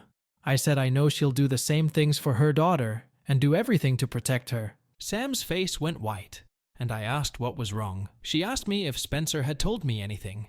I asked what she was talking about, and she got teary. She opened up to me about the fact that her maternal grandfather abused her as a child, ages 9 to 11, and when she told her parents in her late teens, they didn't believe her and thought she might be remembering things wrong. It's since come out that the grandpa several of her cousins, and at least one of her little sisters. She's the oldest of 4 girls. Her parents now believe she was, but they've never apologized to her. Also, the few times they've talked about what happened, Sam's mum basically says she's relieved it wasn't that bad since the grandfather never penetrated her with his. Sam didn't want to discuss the specific details with me, but she said he did disgusting and humiliating things to her body. When Sam was telling me all this, she got more and more upset, and by the end of the conversation, she was crying so hard she could hardly breathe. I tried to comfort her and tell her how strong she is, but she was completely devastated talking about it. I've also known her since she was a teenager, and it's so hard to know the girl I knew was going through so much and navigating it on her own. I spoke to Spencer about the situation in the morning before I started driving home, and he said he's surprised she opened up to me about it because she hates talking about that period of her life. I told Spencer that my heart is broken for her, and I don't know how either of them tolerated her parents. Spencer says he dislikes them for how they treated Sam, but she still wants some relationship with them. He says that she gets anxious every time they go home for the holidays, and that there's usually a blowout fight at least one of the nights when they're there. I was originally going to host Thanksgiving and invite Sam's family. I always do this to be polite, and Sam appreciates that her sisters and parents are included. To be honest, I don't think I can stomach being in the same room as her parents. So soon after learning what they did to Sam, I asked Spencer what Sam would think if I canceled Thanksgiving this year, and our family visited them in the city instead. Her family would obviously be invited, but they haven't visited them once in the 5 or so years they've lived there, so the odds of them accepting are low. Spencer likes my idea, and thinks Sam would be relieved since it would give her an excuse not to see them this year. Basically, Spencer thinks she won't feel guilty if I'm the one making the decision and changing the plans. So would I be an AH for canceling Thanksgiving? If anyone has advice on how I can support Sam and navigate things with her parents, I'd really appreciate it. OP is not an AH for standing up for her daughter-in-law and keeping her away from her parents, who always belittled his concerns about being by her grandpa. Keeping distance from such parents is the best option. OP is not an AH, rather her daughter's parents and grandpa are AHs. I would rate her parents 3.5 out of 5 on the scale, and OP's grandpa deserves 5 out of 5 on the scale. As for OP, I would rate her 0 out of 5 on the scale. Let's now move on to the next story from Dependent-Clothes 350. AITA for kicking my sister out of my wedding because she made a joke about my husband's appearance? Throw away because I don't want my family finding this. This is a long one, so please bear with me. I'm honestly wondering if I went way overboard, but I still feel conflicted. I, 29F, recently got married to my wonderful husband, Dan, 30M, after dating for 8 years. We had a beautiful wedding, but there's been a huge fallout since that day that I need to sort out. Dan is kind, intelligent, and supportive, but he has a visible birthmark on his face that he's always been sensitive about. I've always loved him for who he is and think he's perfect just the way he is, but I know how hard it can be for him. He tends to blush easily, especially in situations where he feels uncomfortable or is the center of attention. I've tried my best to help him feel confident and assured, reminding him how attractive he is to me. My sister, Emily, 31F, has always been the jokester of the family. Growing up, she was the center of attention, always quick with a quip or a pun. While that made her fun to be around, it also meant that her jokes often crossed lines. At family gatherings, she'd poke fun at me, my parents, and even my friends. Although I could usually laugh it off, I've noticed that her humor tends to be at someone else's expense, which often makes me uncomfortable. When I introduced Emily to Dan for the first time, she made a comment about how nice it was that I found someone who could match my tomato red face. I brushed it off, but Dan looked a bit uncomfortable. I later spoke to Emily privately, explaining that jokes about his appearance make him feel self-conscious. She apologized, but insisted she was just trying to be funny. I let it slide, hoping she'd understand. But over time, she kept making these little digs, always framing them as jokes. I'd tried to change the subject, but it just felt like it became a running gag in our family. As the wedding approached, I had a lot on my mind. Planning everything was stressful, and I wanted it to be perfect for Dan and me. But I also knew I had to keep Emily in check. Before the wedding, I had a serious talk with her. I told her that while I appreciated her humor, I needed her to tone it down during the wedding, especially around Dan. She laughed it off and promised to behave, but I had my doubts. On the day of the wedding, everything was magical. Dan looked incredible, and I felt beautiful. The ceremony went smoothly, and when it was time for the reception, I was excited to celebrate with our family and friends. However, when it was time for speeches, Emily took the mic and started with a cute story about me as a child. Everyone was laughing, and I was feeling great. But then, she transitioned to Dan. She said, "Now, let's all raise a glass to my new brother-in-law." I always knew my name would marry a guy who could match her red-faced embarrassment. Her laughter echoed in the room, and for a moment, I felt the air get sucked out. I saw Dan's face drop, and he looked completely mortified. The room went silent. It was as if everyone was holding their breath. I don't know what came over me, but I felt a rush of anger and embarrassment. I jumped up from my seat, grabbed the mic, and said, "Emily, please leave. You're ruining this moment for everyone." The shock on her face was palpable. She stood there, frozen, then tried to laugh it off, saying, "It was just a joke. Come on." But I was firm. I didn't care if it was her idea of humor. I needed to protect Dan. She left the venue in tears, and the atmosphere shifted instantly. Some guests looked horrified, while others seemed supportive. I returned to Dan, who looked conflicted. He whispered, "I appreciate you standing up for me, but I think you overreacted. She didn't mean any harm." I felt a pang of guilt, but justified it by thinking about all the times she'd made similar jokes in the past. The rest of the night was a blur. I tried to enjoy our first dance and the cake cutting, but the tension loomed over us. My parents pulled me aside, clearly upset. They scolded me for making a scene on my wedding day, saying I embarrassed the family and ruined what should have been a joyful occasion. My dad said, "You should have just let it go. It was a joke." As the days passed, I felt the aftermath weighing on me. Emily hasn't spoken to me since the wedding. She posted on social media about how heartbroken she was, that her own sister couldn't take a joke, and how she was blocked from the happiest day of my life. My parents think I owe her an apology to keep the peace. And my mum keeps reminding me how important family is. It's become this pressure cooker, and I'm stuck in the middle. Dan, bless his heart, is trying to be supportive, but he wants to move on. He suggested I reach out to Emily and apologize if it means keeping the peace. I don't want to seem weak or like I'm backing down, but I also don't want to lose my sister. I feel like I'm being torn in two directions. defending my husband and keeping my family together. I keep replaying the wedding in my head, wondering if I went too far by kicking her out in front of everyone. Should I have let it slide one more time? Was I too quick to react in the moment? AITA for how I handled this? OP is not an AH for standing up for her husband. OP's sister's comments about OP's husband's birthmark are unjustifiable, especially when he is very sensitive about the mark. OP's sister is an AH for mocking OP's husband, and I would rate her 3.5 out of 5 on the AH scale. Her parents are also AHs for supporting and enabling Emily's behavior, so I would rate them 2.5 out of 5 on the AH scale. As for OP, I would give her 0 out of 5. Let's now jump onto the next story from kindly-cry-4974 AITA for not paying for a trip I couldn't attend on the first day that my brother found a replacement for and told me not to worry about, then asked me to pay for after the trip concluded.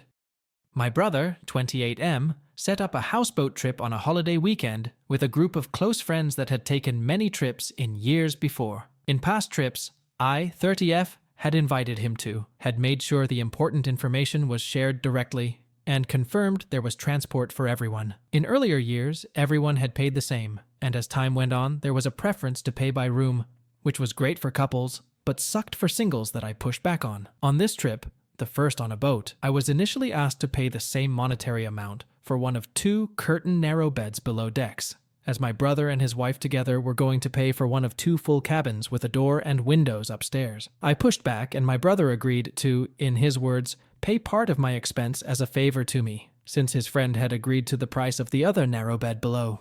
I didn't agree with his math, but the outcome was the same, so I let it go. Around the time I planned on sending him the agreed-upon number, he said I should also plan on paying into the TBD group shared grocery expenses, which would be determined on the first trip day. I have a food allergy and had already explained I planned to do separate groceries to avoid an allergic exposure as severity had been getting worse. He said he was pretty sure it would be fine, and I should still pay into the share, and I planned to iron it out when we got there by showing the folly of this at the grocery store, since the allergen is listed in almost every prepared food. There were about 30 emails, plus separate texts with my brother, amongst the group, and I zoned out at a certain point, assuming I would be driving out with my brother and his wife, the same as with every other trip I'd attended with him. I called the Thursday before the long weekend to make sure I hadn't missed anything, and learned they planned to meet at the boat midday Friday, not Saturday, information buried in the group emails, and had expected me to drive myself, because with their new dog, the back seat was taken. I had a work meeting Friday morning that was too late to change, or I would have packed up and tried to get a train home that night. I was in NYC working 14-hour days at the time, and had obviously made a number of incorrect assumptions, which, while not an excuse, explains how I got so lost. I had thought I was doing better emotionally after a difficult year, but wasn't in a great space, and felt like a failure of a person for mishandling the situation so badly. I was in tears, realizing how badly I had messed up, and also feeling triggered that this weekend of fun was turning into a messy 1-year anniversary of the same holiday 1 year before, where shortly after a traumatic experience supporting my grandmother while she died in hospice, my fiancé expressed that he was unsure if he still loved me / wanted to see other people / we broke up, and I returned to my apartment with my engagement ring on and anything of value owned by my fiancé missing. I'd been an emotional mess after, and was just starting to feel like maybe I had it together again. Travel from NYC to our home area was a 7-hour trip, and driving myself another 4 or 5 hours to get to the houseboat location was going to be beyond my physical capacity. I asked about meeting them on Saturday, wherever they were at that time, and he mentioned his Emile had wanted to attend, so he would see if she would take my place. I said I really did want to go on this trip, and I'd talk with our parents to see if there might be another solution. My dad offered to drive me on Saturday, so called brother back, but he said MIL can go instead, so don't worry about it. I was disappointed, but also heard meeting me on Saturday was going to be difficult, so I let it go. After the trip concluded, I spoke with my brother to ask how it went. He said it went well, and then asked for my payment for the trip. I expressed confusion. He said he didn't feel comfortable charging his MIL after she had just paid for a celebratory restaurant outing after his master's degree graduation. For context, he works in finance and his employer paid for the grad school degree. He was already out earning me, married to a working spouse, and a homeowner. I said, "I'm confused about why you would discourage me from attending the trip a day late. Tell me you found someone to take my place and to not worry about it, then ask me to pay for another person attending in my place because they paid for something else for you recently." I said, "If after really thinking that through from my perspective, you still think it is fair to charge me for the trip, let me know and I will pay you. But for the record, that does not sound fair to me." Brother never asked me again about the money, but has slowly become increasingly distant.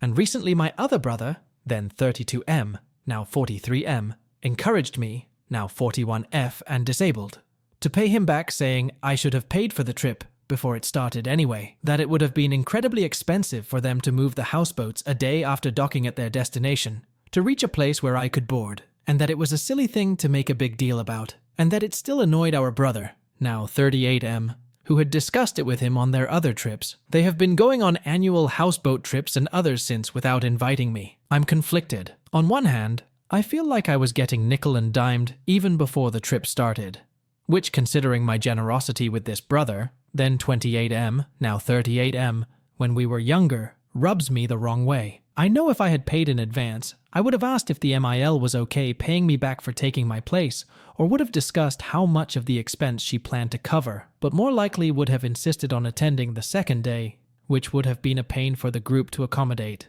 I feel like I am being painted as the AH when I made a human mistake that I apologized for, but also would have done a ton to accommodate if the roles had been reversed. OP is not an AH for not paying for the trip, because her brother had told her not to worry about skipping it, since his mother-in-law was supposed to fill the spot. Now, OP is not responsible for paying for the trip she didn't go on. Demanding money from OP seems to be unfair. For this reason, OP's brother is an AH, and I would rate him 1.5 out of 5 on the AH scale. And OP gets nothing. Let's now jump onto the next story from Grocery Puzzle headed 5. Would I be an AH for not telling an ex-friend her husband is cheating on her? So, my ex-friend, who I'll call A, met her husband through me. He was actually in a relationship with another good friend of mine, who I'll call B, but they were from separate friend groups, so didn't know each other outside of this house party I threw. Now, this husband, who I'll call C, was tolerated by me and other friends due to B, but as time went on, we saw a lot of red flags in his behavior towards B. They eventually separated, to our relief. However, next thing I know, A and C got together. Turns out they had exchanged numbers at my party, and had stayed in contact since, yes, while he was still with B. After B and C separated, more of the truth came out, and turns out our suspicions were right. He had been emotionally and occasionally physically abusive, so I was pretty horrified that he was now dating another friend of mine who had no idea of his relationship with B. I confided in a mutual friend, who I'll call D, and who was closer to A than me, about my concerns, and let's just say it didn't go down well. D told A about my concerns, and was basically told to mind my own business. However, D and A's own sister reached out to me several times over the next couple months to discuss their own concerns about C, that they'd witnessed with their own eyes. A continued her relationship with him, though.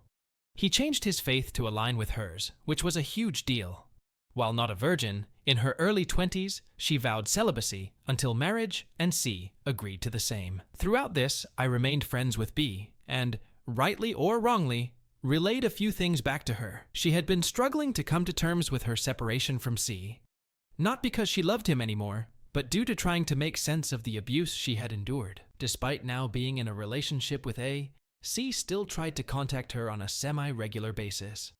When B's grandmother died, C went to great lengths to try and get in contact, despite being told to leave her alone. Now, word got around that I was still friends with B, and that B knew things about A and C's relationship that she wouldn't otherwise know. I understand that I could be seen as a gossip, and I totally get that, but it genuinely wasn't my intention. I was seeing C's poor and somewhat stalkerish behavior towards B, and felt that A should know, but after her reaction towards me in the beginning, the most I could do was keep D aware of what was going on and let her choose what to do with the information. Essentially, it all blew up.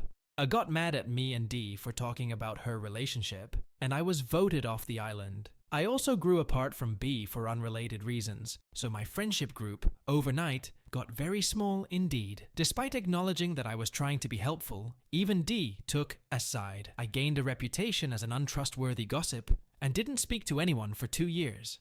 I watched from afar as A and C got married and had a child. All looked well from the outside, but by this point, I didn't care that much anymore. I had my own life stuff going on that needed my attention, so I didn't waste too much energy on them. Last week, I met up with B for the first time in 2 years.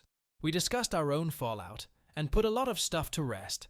It was extremely cathartic as I had missed her a lot. She also filled me in on A and C drama. C was still being a weirdo stalker, turning up to one of her shows. She loves performing with another woman who wasn't his wife, but turns out was cheating on his wife with another mutual friend. He does seem to like to keep his circle small. I have no reason to believe she'd lie about it, and it makes sense.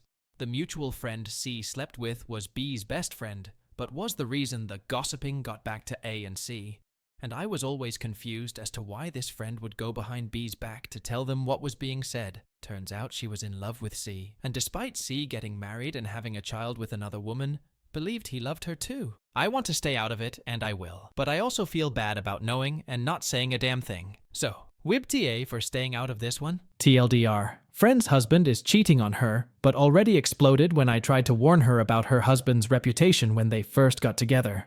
Caused me to lose a lot of friends, but new information is making me feel bad about keeping it to myself. OP is not an AH here, because she has already tried to warn A about C's behavior, and suffered a significant fallout as a result. Given A's previous reaction, it is best for OP to stay away from her ex-friend. Let's now jump on to the next story from Crap Kid Throwaway. My husband is better than my best friend's husband. AITA? I'm writing this post because my best friend's Kate husband, Bert, called my husband, Tim, an ass. I have historically kept my opinion of Bert's behavior to a minimum on the grounds that good friends say their piece once and then love each other through relationships. But I'm asking internet strangers to be the judge. I am traveling for work. Kate is stuck at home, working, at 7 months pregnant on modified bed rest. Generally during the week, I drop over once or twice to bring her family some dinner. Tim cooks extra portions once a week to share, cheer her up, read her oldest a couple of bedtime stories so that mom can go to bed early and get some sleep. Bert works an office job. Stressful, I'm sure, but during her pregnancy, he's been working longer and longer hours. Salaried, not overtime. She's been sad and a bit lonely. Yes, I've suggested counseling. With that for background, this evening she and I were texting. It was about 6-ish, and she got a craving for a taco place near my house, and importantly, near Bert's office. She says she asked him to grab her some on his way home. He says he's not stopping. He's got work at home and she should just DoorDash something close. This makes her extremely sad. She's saying irrationally sad, but you be the judge, because he used to surprise her with her favorite tacos, and now he can't be bothered. As one does, I tell Tim. I'm 3 states away, so it was just part of our chat as I was getting back to the hotel and getting ready for a work dinner. I get back from dinner, and Tim had gone and picked her up tacos, remembered the bag of things I'd collected for her, and the kid that were in my car, and pulled a tuna casserole from the freezer. Bert hates tuna casserole. He dropped them off on the porch, and just texted her that there were some things I wanted her to have. Then Bert gets home. Did he bring tacos, coloring books, or a good attitude? No, he did not. He called Tim to tell him that he was an asshole for showing him up.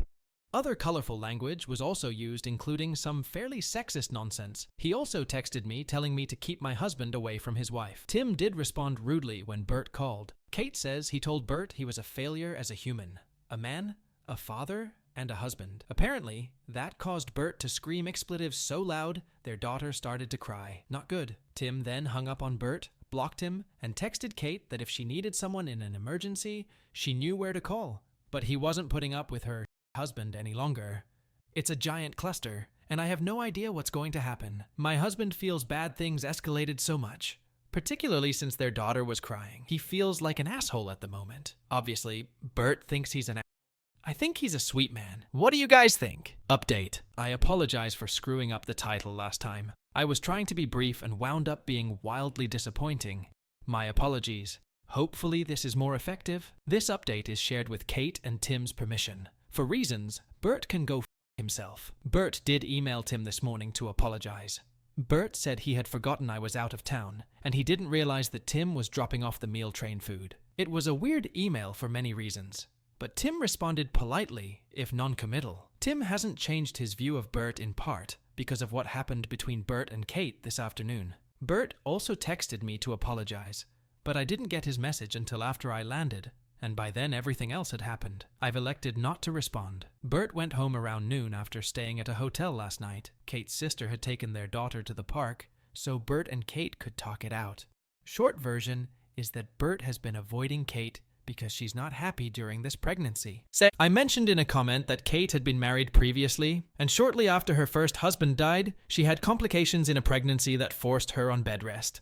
Unfortunately, her son didn't make it. Her current pregnancy is bringing up a lot of painful memories, and she's scared she won't be able to make it to full term. So, yes, she's not as cheery as she was when she was pregnant with their daughter. It's a difficult time. Bert is frustrated and angry that she's not happy, so he's been staying late and ignoring her until she stops doing that. I know that sounds horrid, but I think they could have worked through those feelings. But as he was explaining how he felt, he said she should be glad her son wasn't there, because otherwise she wouldn't have this life at all. Yeah, that still knocks the wind out of me. It's so cruel. She did talk to him about that statement, but the explanation doesn't get better. In any event, for her that was just the end. She told him she was done, they can work out joint custody, but the marriage was over. She called her sister, and she and her husband encouraged Bert to leave. Currently, Kate's not angry or sad or panicked. She's just done. Personally, I'm surprised since they've weathered some fairly things including infidelity by him, but I guess that was the line. In any event, her D&D friends are over there for Saturday games night, and they are eating waffles. She thought it was important for the internet to know that waffles are appropriate separation food. In terms of her well-being, which many kind souls were worried about, they have a prenup. The house is hers, his family property is his. I'm sure there will be a fight over custody, but she will be financially okay. In any event, she has family and friends who will help and support regardless of what happens. OP and her husband are not AHs for being kind to their pregnant friend, whose husband doesn't care about her. Instead, her friend's husband is an AH for not taking care of his wife. For his negligence, I would rate him 2.5 out of 5 on the AH scale. And OP's husband deserves 0 out of 5 on the AH scale. Let's now jump onto the next story from Brendan the Jet. AITA for cutting ties with my brother-in-law and for being upset with my wife for her part in it, below. I'm sorry for the length. I'm 33M, a happily married man, and my wife is my best friend.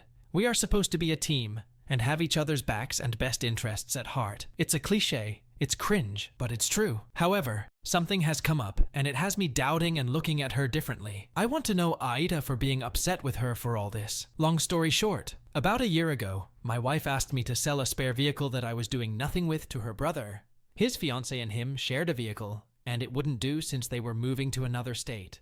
Very reliable, nothing flashy, KBB at $5,000 to $6,000. She knew that I never used it. I definitely didn't need the money, and I'm still not in a position where a loss would hurt me or matter to me. I didn't want to do it because if something did happen, I didn't want to be blamed or guilted or whatever. She assured me that wouldn't happen. He was a stand-up guy, etc., etc. Went ahead and did it. Huge discount. $1,500 opposed to KBB. She wasn't pushing me to sell it, but I could tell that she really wanted me to. And her brother and I were on pretty good terms back then. I even went ahead and said they could make payments due to moving expenses being pretty heavy. They offered to come up with something before the moved on June 10th. I said if they did that, then they wouldn't have to make a first payment until August. They came up with $250 and moved to Tennessee. Now from June to August, he ignores me. Normally, he used to respond to my calls or texts almost immediately. So, when he ignored my 4 or 5 texts, nothing aggressive mind you, just casual, oh hey, how's it going out there? Or, hope everything is going well. Haven't heard from. I became a little hesitant, but not concerned. After all, I truly didn't and don't need the money. Then I find out he's talking to my wife pretty regularly but ignoring me. He finally answers me at the end of August and says he will send me something by the end of the week. Well, the end of the week comes. He continues to ignore me. August turns into November. He's continually talking to my wife. She is talking with him like nothing is wrong, talking to him like everything is fine, never mentioning me or the situation with me once. Finally, I've had enough. I told him if he can't make the payments, I'll take the car back because my dad's friend will give me $6,300 cash on the spot.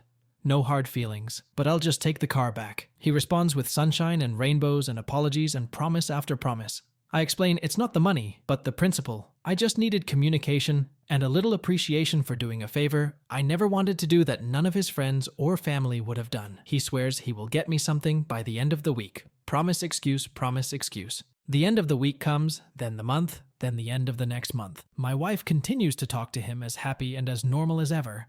I lose it on him. He explodes and says some things he could never take back. The argument turned into something that would end our relationship forever. Well, all this time he's been coming back to Colorado almost every month. So I ask, when is he coming back so he can bring the car? He says it'll be a year or two. At the time I'm working a lot and can't just drop everything and head out there. I go to get it transported. It'll be about $1,900 to do so. I make arrangements with him to do it, and then, on the day of transport, he hides the vehicle. I had to pay half up front and lose out on the money. I explain to my wife I'm done and he's out of my life forever. I also find out that either before I said I'd take the car back or after, he trashed the vehicle. Wrecked the hell out of it. Trashed it inside. It all up. I found out that my wife knew about that. I found out that since then she has kept along with talking to him and never one time getting upset with him or yelling at him or even just mentioning it once to him. I then find out that 2 months or so he drove the car back here. She not only knew about it, but also went and saw him. She knows how hard I've been trying to get it back from him. I won't call the cops. Just can't. I'm not that guy. But she saw him in it, didn't tell me, continues talking to him. And now I'm doubting everything and seeing her differently, and I'm more than hurt and upset. She says I'm overreacting and being dramatic. What do I do? AITA? Am I overreacting? WTF. OP is not an AH for feeling disappointed and abandoned. He helped his brother-in-law by selling him his spare car at a significant discount. However, in return, he was ignored, lied to, and disrespected. To make matters worse, OP's wife did not support him. Given these circumstances, OP's reaction is completely justified. On the other hand, OP's brother-in-law is the AH in this situation, and I would rate him 2.5 out of 5 on the AH scale. OP's wife is also an AH for not standing up for her husband, so I would rate her 1.5 out of 5. What do the Mac Reddit fans think? Is the OP an AH or not? Let me know in the comment section below. If you like the stories I brought you, just hit the like button, share them as much as you can, and don't forget to subscribe to Mac Reddit for a daily dose. Bye-bye. See you tomorrow with some more spicy fries.